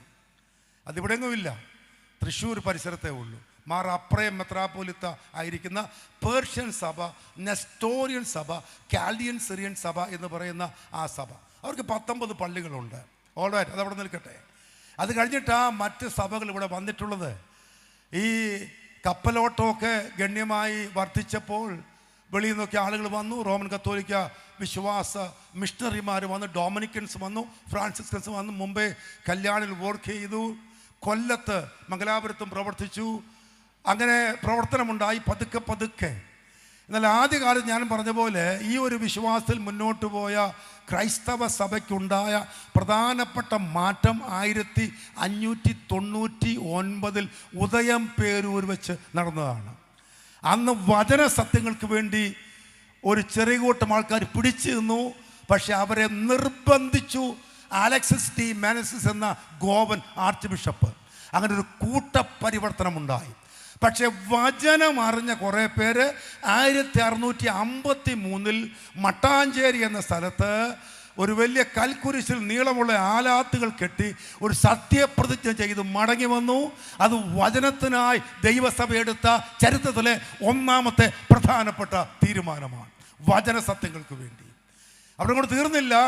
മാർ ഗ്രിഗോറിയോസ് വന്നു 1665 കേരളത്തിൽ. യാക്കോബായ സഭയുടെ സമാരംഭത്തിന് വേണ്ടി വന്നു. യാക്കോബ് ബുർദാനയുടെ വിശ്വാസക്രമമുള്ളയാൾ അദ്ദേഹം വന്നു. ബൈബിൾ സത്യങ്ങൾ കുറച്ചുകൂടെ പഠിപ്പിച്ചു. റോമൻ കത്തോലിക്ക സഭയിൽ നിന്ന് ഒരു വലിയ കൂട്ടം യാക്കോബായ സഭയിലേക്ക് മാറി. പിന്നെ മിഷണറിമാർ ഇന്ത്യയിൽ വരാൻ തുടങ്ങി. ചാർട്ടർ ആക്ട് അനുസരിച്ച് ബ്രിട്ടീഷുകാരുടെ ഭരണകാലത്ത് ഒരുപാട് society, LMS, BE, Basel evangelical mission, CMS കേട്ടുണ്ടല്ലോ, അവരെല്ലാവരും വന്ന് പ്രവർത്തിച്ചു. തൽഫലമായി പള്ളികളിൽ അവർ പ്രസംഗിച്ചു. ഒരുപാട് പേർ രക്ഷിക്കപ്പെട്ടു, സമർപ്പിച്ചു. മാരാമൺ ഉണ്ടായിരുന്ന അബ്രഹാം മൽപ്പാൻ എന്ന അച്ഛൻ അന്ന് 1836 മാവേലിക്ക സുനഗോസിൽ വെച്ച് ഒരു തീരുമാനമെടുത്തു. ഒരു വലിയ കൂട്ടം ആളുകൾ മാർത്തോമ സഭ ഫോം ചെയ്യാൻ വേണ്ടി മാറി, വചനത്തിന് വേണ്ടി. ഞാൻ അബ്രഹാം മൽപ്പാനെ ഇന്ന് രാത്രിയും ആദരിക്കുന്നു. കാരണം ഭൂരിപക്ഷ ക്രൈസ്തവതയുടെ വിധികൾക്ക് എതിരായി വചന സത്യങ്ങൾക്കായി നിന്ന ഒരു മഹാനാണ് അദ്ദേഹം. കിട്ടിയ വെളിപ്പാടിന് വേണ്ടി ധീരമായി നിന്നു അദ്ദേഹം. പക്ഷേ വെളിപ്പാട് തീർന്നില്ല. പിന്നെ മിഷണറിമാർ ഇവിടെ വന്നു. വിശ്വാസ സ്നാന ഉപദേശം മിസ്റ്റർ ഗ്രെഗ്സൺ പഠിപ്പിച്ചു. അങ്ങനെ അദ്ദേഹം പഠിപ്പിച്ച ഉപദേശ വിഷയങ്ങൾക്ക് വേണ്ടി സ്നാനപ്പെടാൻ കുറേ പേർ തയ്യാറായി. 1898 കുമ്പനാട് വേർപാടുകാരുടെ ഒന്നാം സഭായോഗം ആരംഭിച്ചു. സ്നാനപ്പെട്ട കുറേ പേർ രംഗത്ത് വന്നു. അത് വചനത്തിന് വേണ്ടിയുള്ള 4ാമത്തെ മാറ്റമായിരുന്നു. തീർന്നില്ല വചനത്തിനായിട്ടുള്ള സമർപ്പണം. ആ മുന്നേറ്റത്തിൻ്റെ ഒടുവിൽ മിസ്റ്റർ ജോർജ് ബർഗ് എന്ന ഒരു മിഷണറി, അഭിഷേകം പ്രാപിച്ച മിഷണറി അമേരിക്കയിൽ നിന്ന് ബാംഗ്ലൂരിൽ വന്നു. അദ്ദേഹത്തെ പ്രസംഗിക്കാനും വിളിച്ചു. കൊട്ടാരക്കര വേർപാട് കൺവെൻഷന് തൃക്കണമംഗൽ ആ കൺവെൻഷനിൽ അദ്ദേഹം പ്രസംഗിച്ചു. പരിശുദ്ധാത്മസ്ഥാന ദൂതുകൾ പറഞ്ഞു. എല്ലാവർക്കും ഇഷ്ടപ്പെട്ടില്ല. പ്രസംഗം നിർത്തേണ്ടി വന്നു. വിളക്കുടി വന്നു പ്രസംഗിച്ചു, പുല്ലൂർ പ്രസംഗിച്ചു, ചാലിയക്കര പ്രസംഗിച്ചു, മടങ്ങിപ്പോയി. 1913 റോബർട്ട് F. കുക്ക് എന്ന ദൈവദാസനുമായിട്ട് അദ്ദേഹം വന്നു, പ്രവർത്തിച്ചു. തുവയൂര് ആദ്യത്തെ പെന്തക്കോസ് സഭ സംസ്ഥാപിച്ച് ചരിത്രം അവസാനിപ്പിക്കുകയാണ്. പെന്തക്കോസ് മുന്നേറ്റം വചനത്തിൻ്റെ കേരളത്തിലെ 5ാമത്തെ മാറ്റമാണ്. ഈ രാത്രി ഞാൻ ഈ ചരിത്രം പറഞ്ഞത് എന്തിനാണെന്നറിയാമോ? സ്ഥാനം കിട്ടാത്ത കൊണ്ട്, മാനം കിട്ടാത്ത കൊണ്ട്, കപ്പ്യാരാക്കാത്ത കൊണ്ട്, പെണ്ണെ കെട്ടിക്കാത്ത കൊണ്ടൊന്നും മാറി വന്നവരല്ല ദൈവസഭ. ആമേൻ, ആമേൻ. പട്ടിണി മാറ്റാൻ വന്നവരല്ല, പട്ടിണി സഹിക്കാൻ വേർപെട്ടവരാണ്. ആമേൻ. ഞാൻ ചിലപ്പോൾ ഓർക്കും പാസ്റ്റർമാരെ, എൻ്റെയൊക്കെ പഴയ സഭയിൽ വെള്ളകാലത്ത് നേർച്ചപ്പെട്ടിയിൽ ഒരു ചില്ലറ പൈസ എറിഞ്ഞു കൊടുത്താൽ മതി, അത് വേറെ കാശിന് ഒരു ചെലവുമില്ലായിരുന്നു. പെന്തക്കോസി വന്ന് പിരിവിൻ്റെ കൂടല്ലേ പിരിച്ച് ഞങ്ങളും മടുത്തു, നിങ്ങളും മടുത്തു.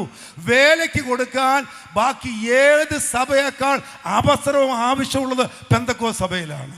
വേലയ്ക്ക് കൊടുത്ത നന്മ ഏറ്റവും പ്രാപിച്ചത് ദൈവത്തിൻ്റെ മക്കളാണ്. കരമൂർത്തി കർത്താവിനെ ഒന്ന് ശക്തമായി തുതിച്ചാരാധിച്ചാട്ട്. ഇന്ന് രാത്രി മറ്റൊന്നിനും വേണ്ടിയല്ല, ആരോട് ഉടക്കിയിട്ടല്ല, ആരോട് എതിർത്തിട്ടല്ല, വാടകയ്ക്കെടുത്ത കൊച്ചുമുറിക്കകത്ത് നോക്കൂ, പിതാക്കന്മാർ പണം മുടക്കി കല്ല് ചുമന്നു പണിത വമ്പൻ പള്ളികളെ വിട്ട് കരഞ്ഞോണ്ടിറങ്ങിപ്പോന്നിട്ട് വാടക മുറിക്കകത്ത് നമസ്കരിക്കാൻ തയ്യാറായ ദൈവസഭ വില കൊടുത്തവരാണ്. മറ്റൊന്നിനും വേണ്ടിയല്ല, വചനമനുസരിച്ച് ദൈവത്തെ ആരാധിക്കണം. കരമുയർത്തി എല്ലാവരും പിന്നെയും സമർപ്പിച്ചാട്ട്. ഇന്ന് രാത്രി വചനത്തിനായി എത്ര പേർ നിൽക്കും? വചനം എത്ര പേർ അനുസരിക്കും? വചനം അനുസരിക്കുക എന്ന് പരിശുദ്ധാത്മാവ് ശക്തമായി ദൂത് പറഞ്ഞുകൊണ്ടിരിക്കുകയാണ്. എല്ലാ മാന്യ കേൾവിക്കാരെയും സർവാത്മന ബഹുമാനിച്ചുകൊണ്ട് നിങ്ങളുടെ വ്യത്യസ്ത വിശ്വാസാചാരങ്ങളെ ഒരു തരിമ്പ് പോലും വിമർശിക്കാതെ ഞാൻ പക്ഷേ വചനം വിളിച്ചു പറയുന്നു. പരിശുദ്ധ ആത്മാവും തിരുസഭയും വചനം അറിഞ്ഞവര്, വചനം കേട്ടവര്, വചനം സത്യമെന്ന് ബോധ്യപ്പെട്ടവരോട് ഇന്ന് രാത്രി സംസാരിക്കുന്നു.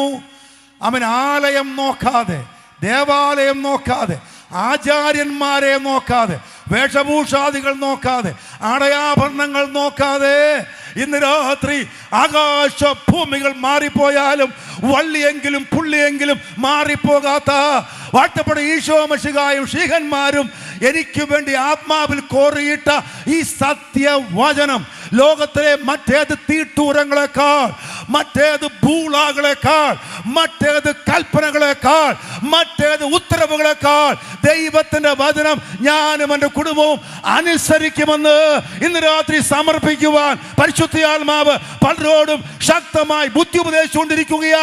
വചനം അനുസരിക്കാൻ മുന്നോട്ട് വരിക. അത് ഞങ്ങളുടെ മാന്യ കേൾവിക്കാർക്ക് ഒരു അനുഗ്രഹമായി തീരാൻ പോകുകയാണ്. Praise the Lord.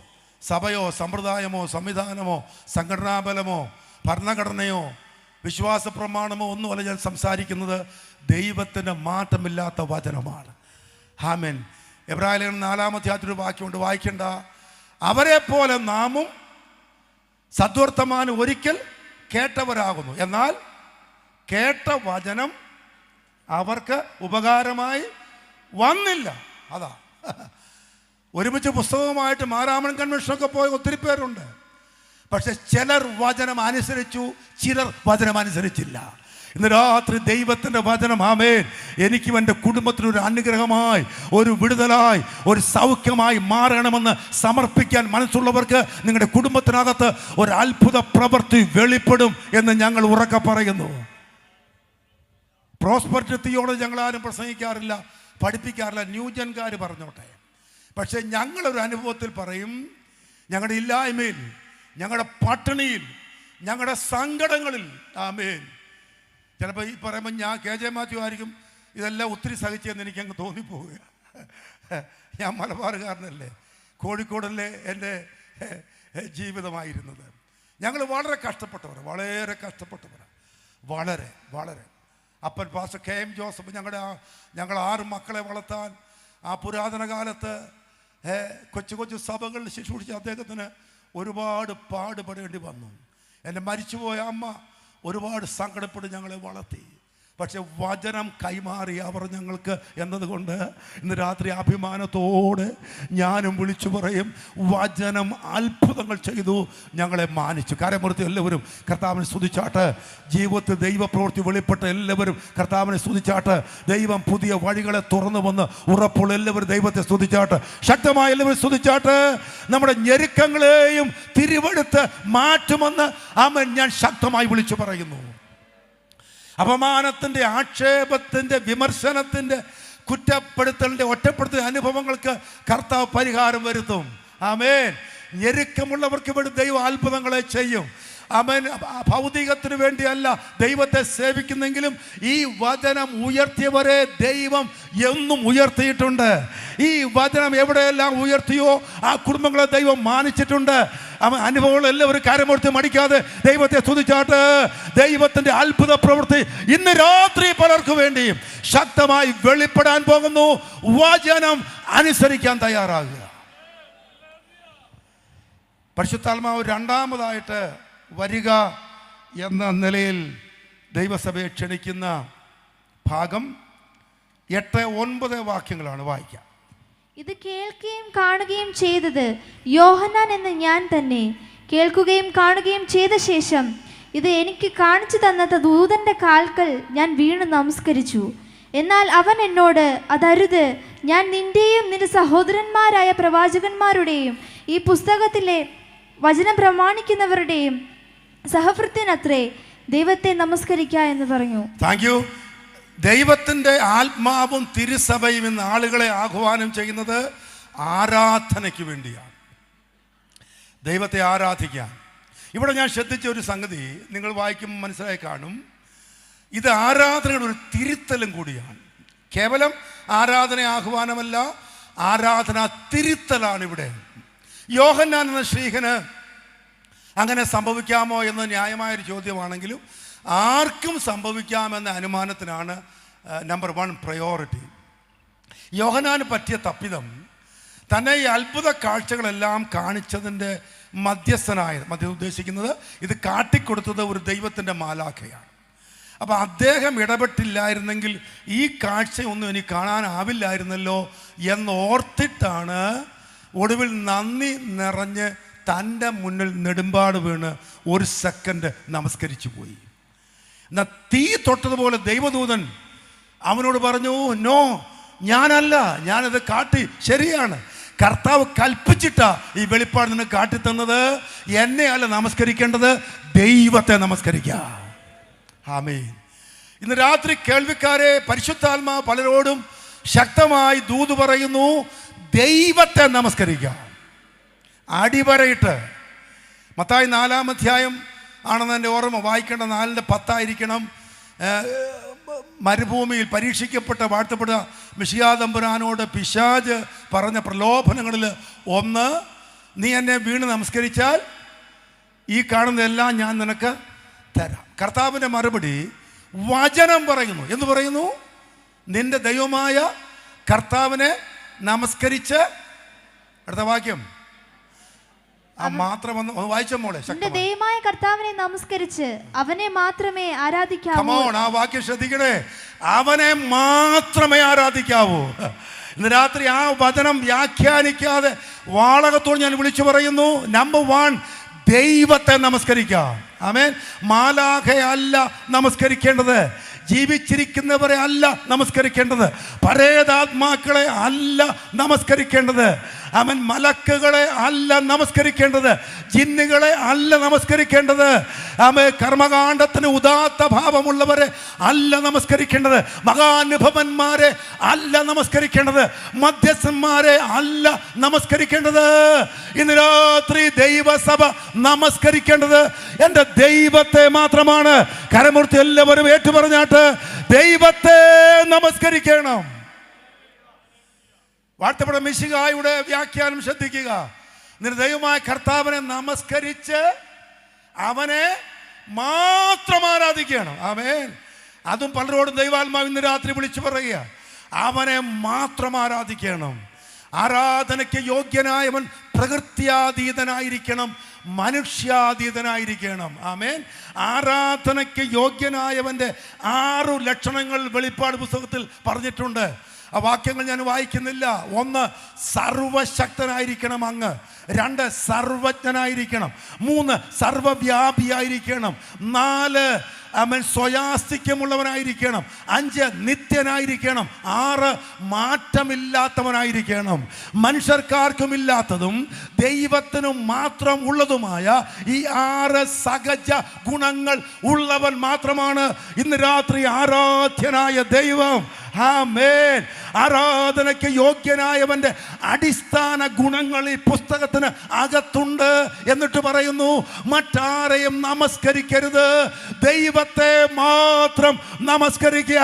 സർവത്തെയും സൃഷ്ടിച്ചവൻ, സർവജ്ഞൻ, സർവവ്യാപി, സർവശക്തൻ ഇന്ന് രാത്രി നമ്മുടെ മധ്യേ വന്നിട്ടുള്ളത് കൊണ്ട് എല്ലാ ദൈവമക്കളും ശബ്ദമുയർത്തി ഈ രാത്രി ശക്തമായി ദൈവത്തെ ആരാധിക്കട്ടെ, ദൈവത്തെ ആരാധിക്കട്ടെ. ഞാൻ ചിലപ്പോൾ ഓർക്കും, നമ്മുടെ സഭായോഗങ്ങളിൽ പോലും നാളെ നമുക്ക് ആരാധന ഹോളിലാണോ, അത് എവിടെയാണോ പാസ്റ്റർ? ഹോൾ. ഓക്കെ, ആരാധനയുണ്ട്. നാളെ എനിക്ക് നെയ്യാറ്റിൻകരയാണ് ആരാധന, വെളുപ്പിനെ പോകണം. ആരാധന മന്ദിരം ഞാൻ പറഞ്ഞ സംവിധാനം എവിടെ ആയിക്കോട്ടെ.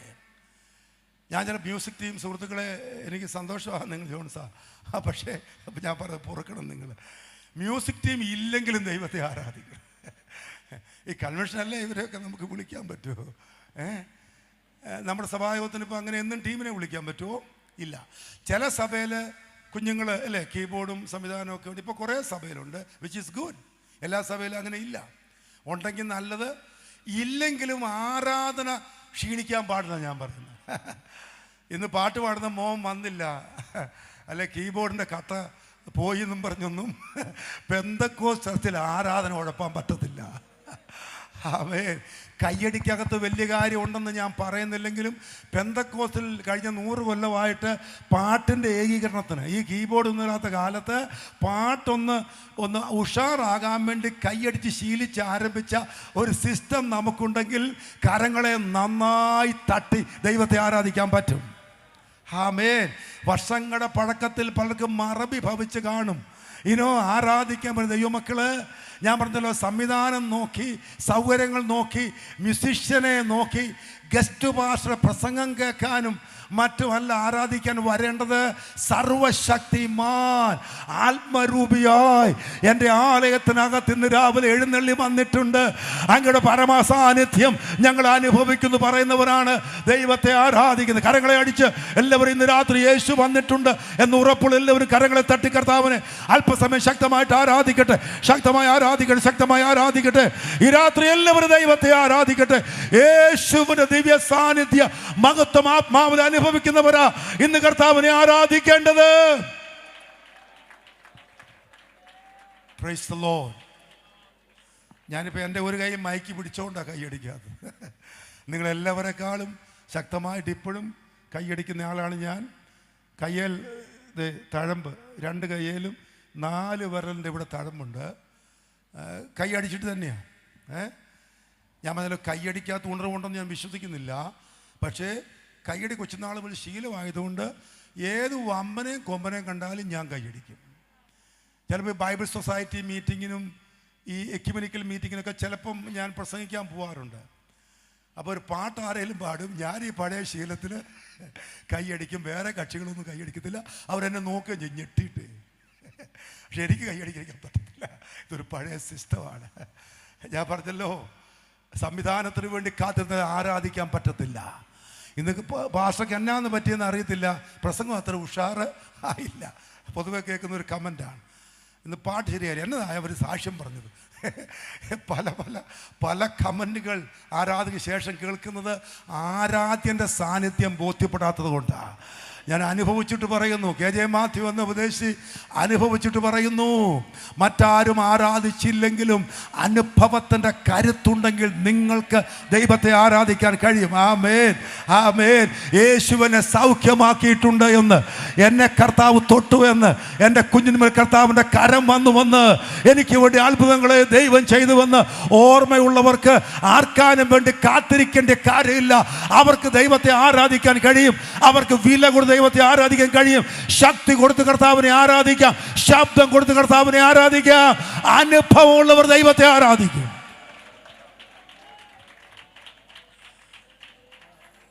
ഞാൻ പറഞ്ഞല്ലോ, ഞാനിത് ചുമ്മാ പ്രസംഗിക്കുകയല്ല. നിങ്ങൾ എവിടെയെങ്കിലും വന്ന് നോക്കിയോ, എൻ്റെ ആരാധന, എൻ്റെ ആരാധന. ഞാൻ കർത്താവിനെ അനുഭവിച്ചിട്ടാണ് ദൈവത്തെ ആരാധിക്കുന്നത്, അല്ലാതെ വേറെ സ്റ്റൈല് നോക്കിയിട്ടല്ല. ഒരിക്കലും ഒരിക്കലും എൻ്റെ നാവിൽ നിന്ന് അന്യഭാഷ ഒരിക്കലും പോവാതിരിക്കട്ടെ, അത് എൻ്റെ പ്രാർത്ഥന. ഞാൻ പറഞ്ഞല്ലോ, ജീവിതത്തിൽ ഒരുപാട് നഷ്ടങ്ങൾ സംഭവിച്ചുവെങ്കിലും ഞാൻ നെഞ്ചോട് അമർത്തിപ്പിടിച്ചത് ഞാൻ പ്രാപിച്ച അഭിഷേകമായതുകൊണ്ട് ഞാൻ പോകുന്ന എല്ലായിടത്തും എൻ്റെ പകർച്ച ഉണ്ടാകണമെന്ന് എനിക്ക് നിർബന്ധമുണ്ട്. ആമേൻ. അനേക അനുഭവങ്ങൾ, സൗഖ്യത്തിൻ്റെ, വിമോചനത്തിൻ്റെ, അത്ഭുതത്തിൻ്റെ പരമ്പരകൾ കണ്ട ഞാൻ അവന് ഉലകമെല്ലാം കണ്ണുമിഴിച്ചാലും എൻ്റെ ദൈവത്തെ ആരാധിക്കാൻ ഈ കൂസലുണ്ടാവില്ല. അങ്ങ് ആരാധനയ്ക്ക് യോഗ്യനായതുകൊണ്ട്, അങ്ങ് മാത്രം ആരാധനയ്ക്ക് യോഗ്യനായതുകൊണ്ട് ഇന്ന് രാത്രി എനിക്ക് ദൈവത്തെ ആരാധിക്കണം. എൻ്റെ പ്രിയ കേൾവിക്കാരെ, പരിശുദ്ധാത്മാവ് നിങ്ങളെ വിളിക്കുന്നത് ദൈവത്തെ ആരാധിക്കാനാ. ശബ്ദം ഉയർത്തി ദൈവത്തെ ആരാധിക്കാൻ, ശക്തി കൊടുത്തു ദൈവത്തെ ആരാധിക്കാൻ, വായ് തുറന്ന് ദൈവത്തെ ആരാധിക്കാൻ, ആദരം ചലിപ്പിച്ച് ദൈവത്തെ ആരാധിക്കാൻ, നാവെടുത്ത് ദൈവത്തെ ആരാധിക്കാൻ.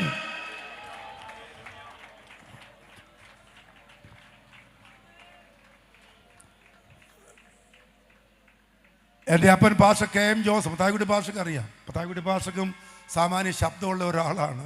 മൈക്കില്ലേലും ഒരുവിധം മാനേജ് ചെയ്യും. എൻ്റെ അപ്പൻ്റെ ഒച്ച അറിയാം, ഭയങ്കര ശബ്ദമുള്ളയാണ്. പാസ്റ്റർ KM ജോസഫ് മൈക്കില്ലാത്ത കാലത്ത് പ്രസംഗിച്ചാൽ അപ്പുറത്തെ കടക്കാർ അങ്ങാടിയിൽ കേൾക്കുമായിരുന്നു.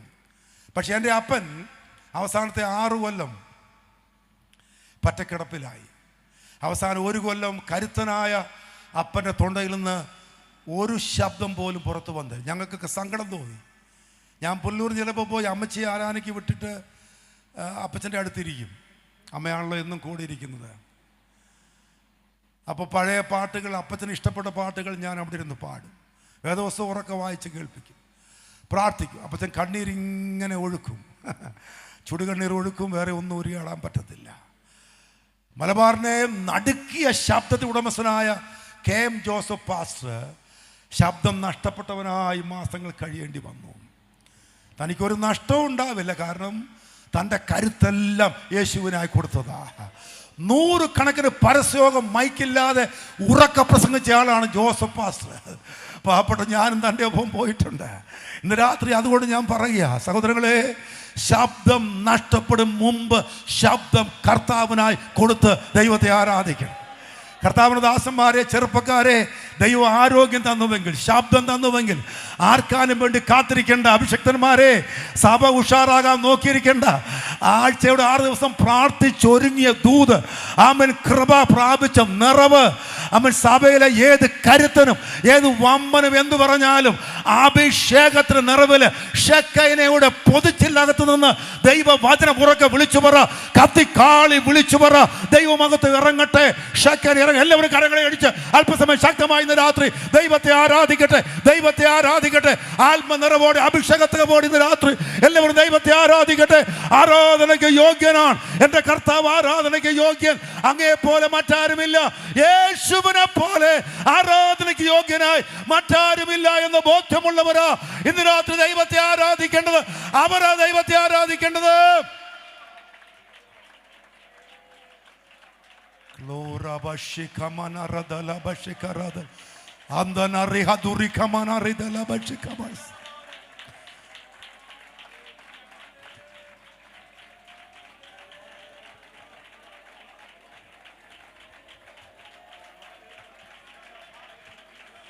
Hallelujah.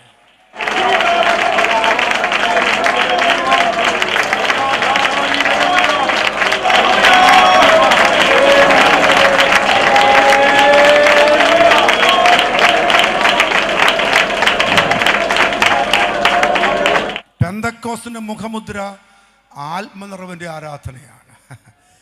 മാർത്തോമാ സഭയോ കത്തോലിക്ക സഭയോ ഇവാഞ്ചലിക്കൽ ചേർച്ചോ ബ്രദറൻ ചർച്ചോ വിട്ട് നമ്മൾ പോകുന്നത്. ഞാൻ ചിലപ്പോൾ ഓർക്കും, വേർപാട് സഭയൊക്കെ ഉപദേശവിഷയങ്ങൾ വളരെ കർശനമായ നിലപാടുള്ള സഭയാണ്. വിശ്വാസ സ്നാനവും വേർപാടുമൊക്കെ അവർ ഖണ്ഡിതമായി പഠിപ്പിക്കും. അവരുടെ പുസ്തകങ്ങൾ ഞങ്ങൾ പലരും ഉപയോഗിക്കാറുണ്ട്. AP പൈലി സാറിൻ്റെയും AM സാമുവൽ സാറിൻ്റെയും KV ജോർജ് സാറിൻ്റെയും സൈമൺ സാറിൻ്റെയും ഒക്കെ പുസ്തകങ്ങൾ, ഇസക്കിൽ സാറിൻ്റെയൊക്കെ. കാരണം ചില സ്നാനം സംബന്ധിച്ചൊക്കെ നല്ല ശക്തമായ എഴുത്തുകളുണ്ട്. പക്ഷെ എന്തിനാ വേർപാട് സഭയും വിട്ട് നമ്മൾ പോകുന്നത്? എന്തിനാ? പരിശുദ്ധാത്മാവിൽ ദൈവത്തെ ആരാധിക്കാനാണ്. മറ്റവിടെ വേറെ കുഴച്ചിലൊന്നും ഉണ്ടായിട്ടില്ല. ആത്മാവിൽ ദൈവത്തെ ആരാധിക്കാനാണ്. പെന്തക്കോസ് എന്ന പേര് ഞാൻ പറയാറുണ്ട്, അതും ആത്മാവുമായിട്ട് അടിസ്ഥാന ബന്ധമില്ല. പെന്തക്കോസ്റ്റോസ് എന്ന വാക്കിന് 50-ാം ദിനം എന്നേ അർത്ഥമുള്ളൂ. പെസഹ കഴിഞ്ഞ് 50-ാം ദിനം വരുന്ന ആവിർഭവിക്കുന്ന യഹൂദൻ്റെ ഒരു ദിവസമാണ് പെന്തക്കോസ്ത്. ഒരു പെരുന്നാളാണ് പെന്തക്കോസ് പെരുന്നാൾ. പെസഹയ്ക്ക് ശേഷം 50-ാം ദിനത്തിലെ പെരുന്നാൾ. ആ ദിവസം മാളിക മുറിയിൽ കൂടി വന്നവരുടെ മേൽ പരിശുദ്ധയാത്മാവ് ഇറങ്ങി വന്നതുകൊണ്ടാണ് പെന്തക്കോസ്ത് എന്ന് നാം പറയുന്നത്. അല്ല, യഹൂദ പെരുന്നാൾ നമ്മളുമായിട്ട് എന്നാ ബന്ധം? Nothing absolutely. പക്ഷെ അന്നൊരു അത്ഭുതം നടന്നു. അത് ആത്മനിറവിൻ്റെ തുടക്കമായിരുന്നു. അന്യഭാഷ പറഞ്ഞു തുടങ്ങിയവർ കഴിഞ്ഞ 2000 കൊല്ലമായി ആ തുടർച്ചയുടെ ഭാഗമാക്കി ദൈവം നമ്മെ മാറ്റിയിരിക്കുക. നമ്മുടെ നാവിൻ്റെ കെട്ടുകളെ കർത്താവ് പൊട്ടിച്ചിരിക്കുക. പലയിടത്തും പോയി 5ഓ 6ഓ ആമേനോ കുറിയേലായിസോനോ മാത്രം പറഞ്ഞ് വേർക്കാതെ ക്ഷീണിക്കാതെ മടുക്കാതെ മടങ്ങിയ നമ്മുടെ അവസ്ഥയ്ക്ക് കർത്താവ് മാറ്റം വരുത്തി. ഞങ്ങൾക്ക് വേണ്ടി അപേക്ഷിക്കണമേ എന്ന പരിപാടി നമ്മൾ നിർത്തി. മധ്യസ്ഥന്മാരെ ഞങ്ങൾക്ക് പകരം ചെയ്യണമേ എന്നത് നമ്മൾ നിർത്തിയിട്ട് നമ്മുടെ കരുത്തില്ലാത്ത നാവ് കൊണ്ട് സ്വർഗസ്ഥനെ സ്തുതിക്കാനുള്ള അഭിഷേകം പ്രാപിച്ചു, ആത്മധൈര്യം പ്രാപിച്ചു. സ്വർഗീയ ഭാഷയിൽ ദൈവത്തെ ആരാധിക്കാൻ തെറ്റിപ്പോകുന്ന മലയാളത്തിനപ്പുറത്ത് സ്വർഗീയന്മാരുടെ ഭാഷയിൽ ഇന്ന് രാത്രി ദൈവത്തെ ആരാധിക്കാൻ നമ്മുടെ മേൽ പെന്തക്കോസ്തിന്റെ യാഥാർത്ഥ്യം ആരാധനയുടെ അലങ്കാരമായി ദൈവം ആണ്ടുകൾക്കപ്പുറത്ത് പകർന്നത് പ്രാപിച്ച ദൈവമക്കളാണ്. ഇന്ന് രാത്രിയും ദൈവത്തെ ആരാധിക്കേണ്ടത്, അവർ ആ ദൈവത്തെ ആരാധിക്കേണ്ടത്. അന്യഭാഷയില്ലാത്ത പെന്തക്കോസ് ശുഷ്കമാണ്. ആത്മാവില്ലാത്ത പെന്തക്കോസ് അന്യം നിന്നു പോയതാണ്. ആത്മസ്ഥാനമില്ലാത്ത പെന്തക്കോസ് ഒരു സമുദായമായി മാറി. ഇന്ന് രാത്രി അഭിഷേക നിറവില് അന്യഭാഷയിൽ പെന്തക്കോസിന്റെ ഉണ്മ തെളിയിച്ച് ആരാധിക്കുവാൻ പരിശുദ്ധാത്മാവ് ഈ സഭയിൽ പലരോടും ശക്തമായി ഇടപെടുകയാ. മടങ്ങി വരട്ടെ ദൈവസഭ, മടങ്ങി വരട്ടെ. ആത്മാവിൽ ദൈവത്തെ ആരാധിക്കാൻ, അന്യഭാഷയിൽ ദൈവത്തെ ആരാധിക്കാൻ വരിക എന്ന് ഇന്ന് രാത്രി പരിശുദ്ധാത്മാവ് ശക്തമായി ദൂത് പറയുന്നു.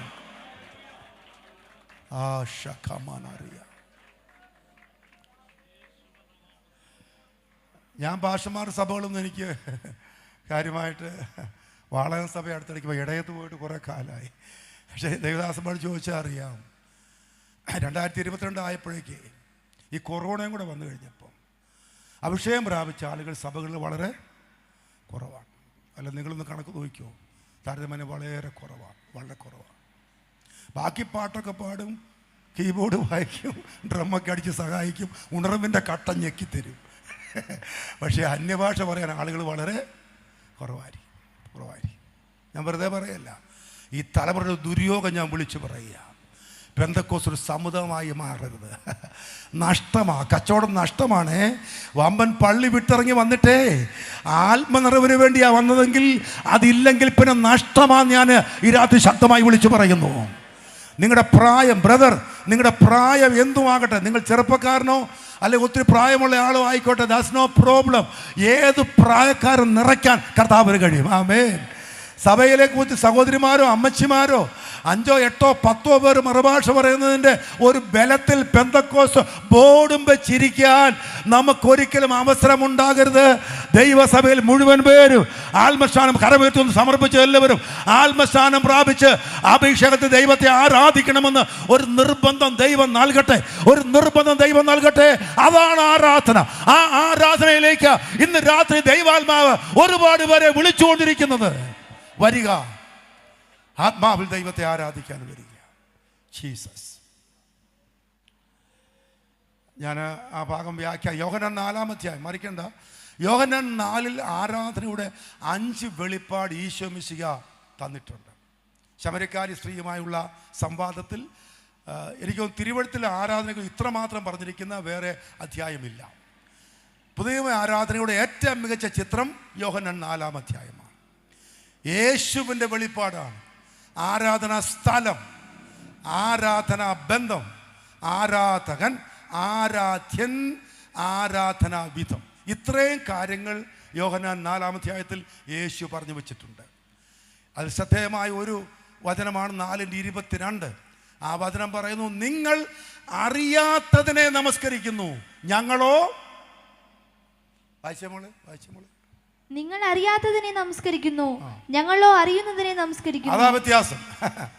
വാളകത്ത് തന്നെ കേൾക്കുന്നവരെ, വാളകമല്ലേ ഭാഷയുടെ വൈഡർ ഏറിയ വാളകമാണ്. കൊച്ചു സ്ഥലങ്ങൾ എനിക്കറിയത്തില്ല.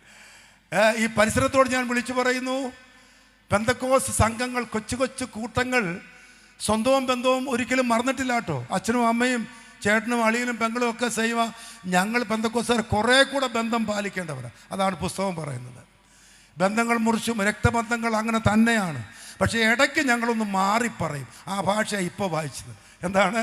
നിങ്ങൾ അറിയാത്തതിനെ ഇന്നും നമസ്കരിച്ചുകൊണ്ടിരിക്കുക, ഞങ്ങൾ പക്ഷേ അറിയുന്നതിനെ ആരാധിക്കുക. കരമുയർത്തി എല്ലാവരും സമർപ്പിച്ചാട്ട് ഇന്ന് രാത്രി നാം ആരാധിക്കുന്നത് അറിയുന്നവനെയാണ്. ആമേൻ. അറിയാൻ മേലാതെ കുറെ കാലം നമിച്ചതാണ്, ഒരുപാട് വണങ്ങിയതാ. പക്ഷെ ഇന്ന് രാത്രി ഒരു വ്യത്യാസം ദൈവം തന്നിട്ടുണ്ട്.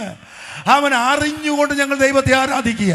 ഞങ്ങളുടെ ആരാധ്യന് ഞങ്ങളെ അറിയാം, ഞങ്ങൾക്ക് അങ്ങേ അറിയാം. ആമേൻ. സമ്പടി കർത്താവിനെ സ്തുതിച്ചാട്ട്, എൻ്റെ കർത്താവ് ആരെന്ന് എനിക്കറിയാം, എൻ്റെ യേശു ആരെന്ന് എനിക്കറിയാം, എൻ്റെ കർത്താവിനെ എനിക്കറിയാം. അങ്ങനെ അറിയുന്നുണ്ട്. അങ്ങനെയാ ഞാൻ ദൈവത്തെ ഇന്ന് രാത്രി ആരാധിക്കുന്നത്. എന്നെ അറിയുന്നവരെ ഞാൻ ആരാധിക്കുകയാ.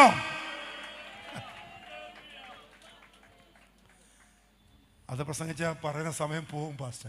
ഞാൻ ഇപ്പോഴാണ് ബലപ്പെട്ട് വരുന്നത്. സമയത്ത് ഞാൻ നിർത്തും. All right.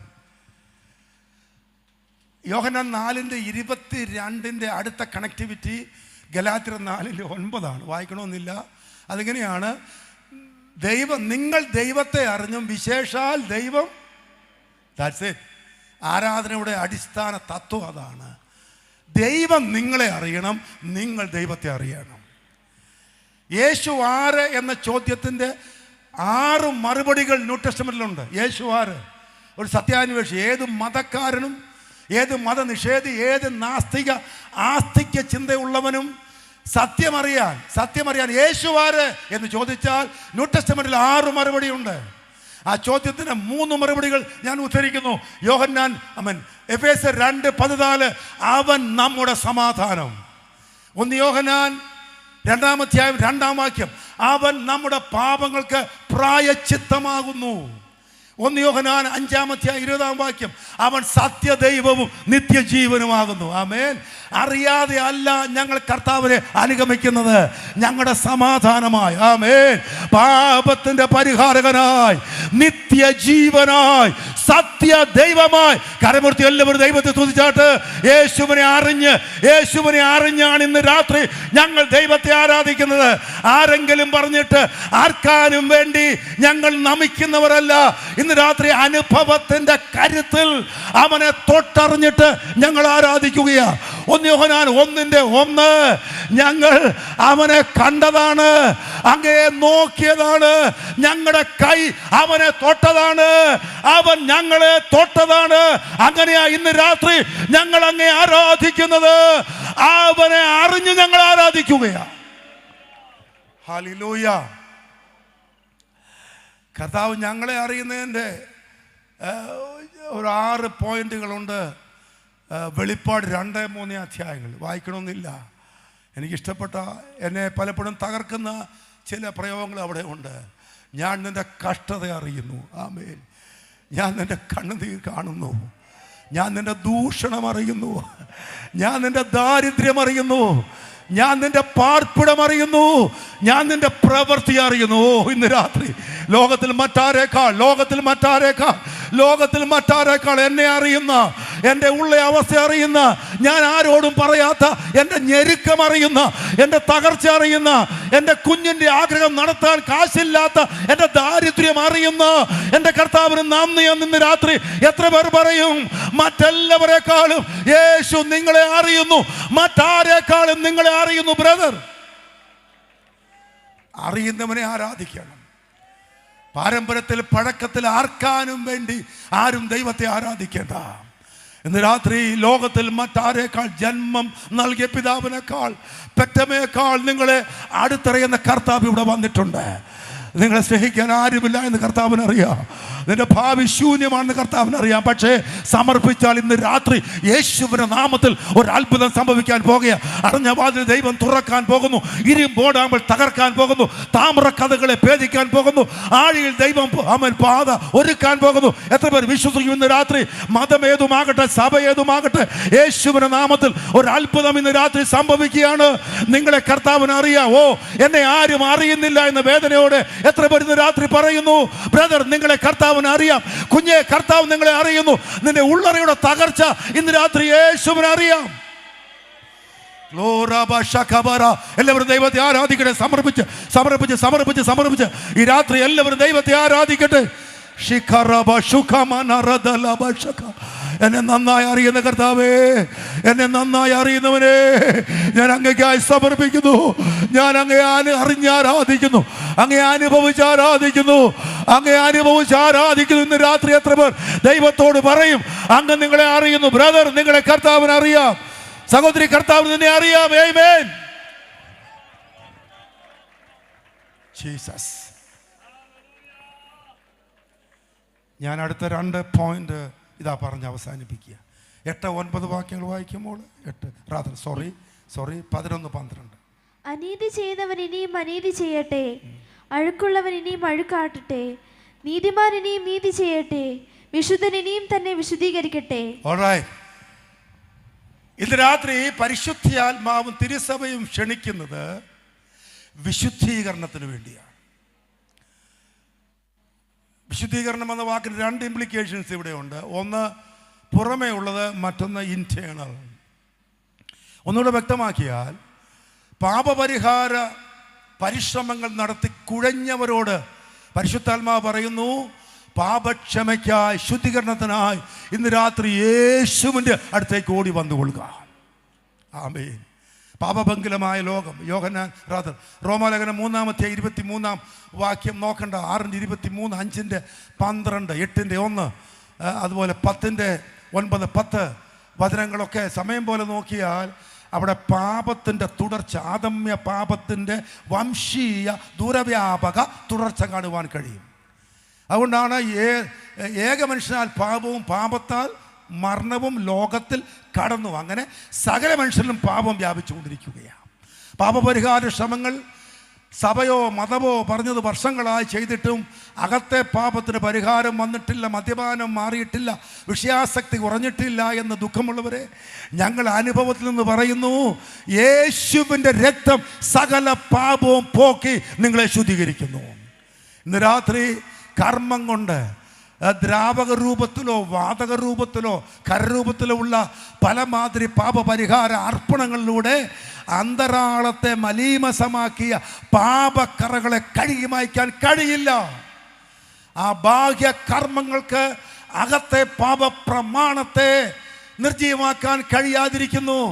ആ സാഹചര്യത്തിൽ മതങ്ങൾ പരാജയപ്പെട്ടപ്പോൾ, സഭകൾ ആചാര്യന്മാർ മുട്ടുമടക്കിയപ്പോൾ, ദൈവത്തിൻ്റെ നിത്യ കാര്യപരിപാടിയിൽ മാനവ പാപപരിഹാരത്തിന് വേണ്ടി ആമേൻ രക്തം ചിന്തുവാൻ പരിശുദ്ധനായവനെ, ഓമനക്കുമാരനെ, ഏകജാതനെ ജഡമെടുക്കാൻ അനുവചകത്തിലേക്ക് അയച്ച് അങ്ങ് 33 തിരുവയസ്സ് വരെ നാടെങ്ങും സഞ്ചരിച്ച് നന്മ ചെയ്ത് രോഗികളെ സൗഖ്യമാക്കി, ഭൂതങ്ങളെ പുറത്താക്കി, മരിച്ചവരെ ഉയർപ്പിച്ച ഒടുവിൽ ദൈവത്തിൻ്റെ നിത്യ കാര്യപരിപാടിയിൽ കാൽവരി കുരിശിന്മേൽ യാഗമായി തീർന്ന് മരിച്ച അടക്കപ്പെട്ട് പാപപരിഹാരം വരുത്തി 3-ാം നാൾ പ്രോജനായി ഉത്ഥാനം ചെയ്ത് തൻ്റെ ജനത്തിനു വേണ്ടി മധ്യസ്ഥണിക്കുന്ന കർത്താവായ യേശുക്രിസ്തു ചിന്തിയ പുണ്യ രക്തം എൻ്റെ പാപക്ഷമയ്ക്ക് വേണ്ടി എന്ന് ഇന്ന് രാത്രി ആര് വിശ്വസിക്കും, അവരെ ഈ രാത്രി യേശു വിശുദ്ധന്മാരായി പ്രഖ്യാപിക്കുവാൻ പോകുകയാണ്. ആമേൻ. പാപപരിഹാരം ഇവിടെ വന്നിട്ടുണ്ട്. യേശുവിൻ്റെ രക്തത്തിൻ്റെ തളിപ്പ് പാപിയായ സുഹൃത്തെ നിങ്ങളുടെ പാപങ്ങൾക്ക് പരിഹാരമാകാൻ പോകുകയാണ്. അതിലേക്ക് കർത്താവ് ഒരുപാട് പേരെ വിളിക്കുന്നു.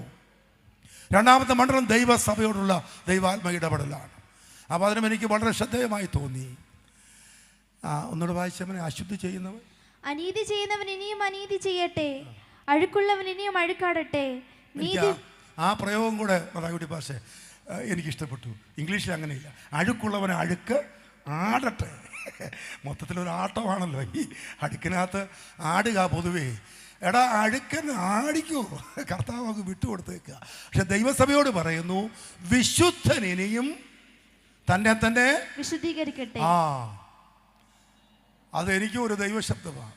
ആളുകളെ പഴി പറഞ്ഞും കുറ്റപ്പെടുത്തിയും വിമർശിച്ചും അവരുടെ വിശുദ്ധിയെക്കുറിച്ചൊക്കെ ചോദ്യം ചെയ്ത് നടക്കാൻ എനിക്ക് അനുവാദമില്ല.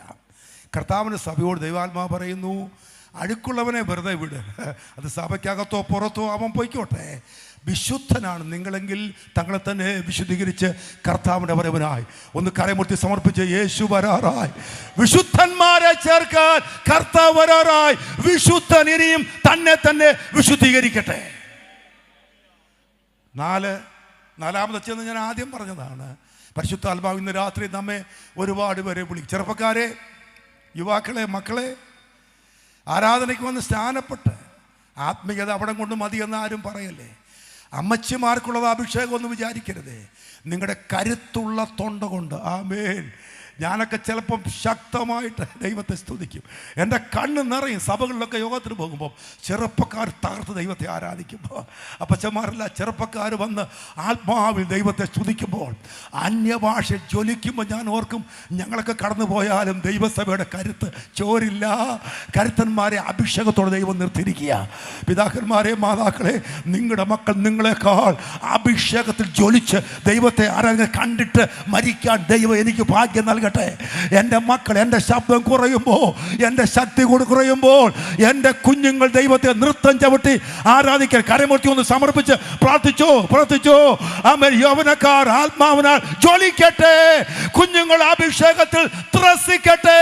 ദൈവസഭ ആത്മാവിനെ പാനം ചെയ്ത് ദാഹിക്കുന്ന എല്ലാവരും വന്നു കുടിക്കട്ടെ. ഇച്ഛിക്കുന്നവന്റെ അകത്തു നിന്ന് ആമേൻ പരിശുദ്ധാത്മാവിന്റെ നദികൾ ഒഴുകാൻ പോകുക. ഇന്ന് രാത്രി എല്ലാവരും എഴുന്നേൽക്കാൻ ദൈവം മുമ്പാകെ ഒരു ശീലം പാട്ട് പാടി മക്കളെ. പെട്ടെന്ന് ഒരു ആരാധന ഗീതം പാടിക്കേ. Everybody stand up. എല്ലാവരും നിന്നാട്ട് ഒരു സെക്കൻഡ് കരങ്ങളെ അടിച്ച് ഈ കുഞ്ഞുങ്ങൾ നമുക്കായിട്ട് പാടും. ഒരു ആരാധന ഗീതം പാടുമ്പോൾ ശക്തമായിട്ട് എല്ലാവരും ചേർന്ന് പാടി ദൈവത്തെ ആരാധിക്കാം. എല്ലാവരും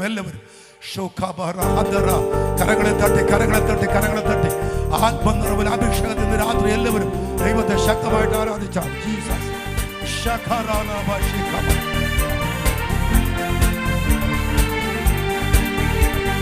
ചലിക്കുന്ന എല്ലാ പ്രാണികളും ഇന്ന് ചലനമുണ്ടാക്കി ജീവൻ പ്രാപിപ്പാൻ. ചലിക്കുന്ന എല്ലാ പ്രാണികളും ഇന്ന് ചലനമുണ്ടാക്കി ജീവൻ പ്രാപിപ്പാൻ. ചൈതന്യം നൽകണം, നവജീവൻ വേണം, നിത്യതയിലെത്തി ആശ്വസിക്കുവാൻ. ചൈതന്യം നൽകണം, നവജീവൻ വേണം, നിത്യതയിലെത്തി ആശ്വസിച്ചിടാൻ. പെന്തക്കോസ്തു നാളിൽ പൊന്മഴ പെയ്യിച്ച പിന്മഴ നൽകാം. പെന്തക്കോസ്തു നാളിൽ പൊന്മഴ പെയ്യിച്ച പരമപിതാവേ പിന്മഴ നൽകാം. പിന്മഴ പെയ്യണം, മാലിന്യം മാറേണം, നിർജ്ജനമുണർന്നു വേല ചെയ്യുവാൻ. പിന്മഴ നൽകണം, മാലിന്യം മാറേണം, നിർജ്ജനമുണർന്നു വേല ചെയ്യുവാൻ. മുട്ടോളമല്ല അരയോളം പോലെ വലിയൊരു ജീവ നദിയൊഴുകാ. മുട്ടോളമല്ല അരയോളം പോലെ വലിയൊരു ജീവ നദിയൊഴുകാ. നീതിയിട്ടല്ലാതെ കടപ്പാൻ വയ്യാത്ത നീരുറവയിന്ന് തുറക്കനാ. നീതിയിട്ടല്ലാതെ കടപ്പാൻ വയ്യാത്ത നീരുറവയിന്ന് തുറക്കനാ. മുൻമഴ പെയ്യിച്ച പരമപിതാവ് പിന്മഴ നൽകാം. മുൻമഴ പെയ്യിച്ച പരമപിതാവ് പിന്മഴ നൽകാം. സൈന്യത്താലുമല്ല ശക്തിയാലുമല്ല ദൈവത്തിന്റെ ആത്മാശക്തിയാലത്രേ. സൈന്യത്താലുമല്ല ശക്തിയാലുമല്ല ദൈവത്തിന്റെ ആത്മാശക്തിയാലത്രേ. ആർത്തുപാടി സ്തുതിക്കാം, ഹല്ലേലൂയ പാടാം, ആണിക്കല്ലു കയറ്റാം,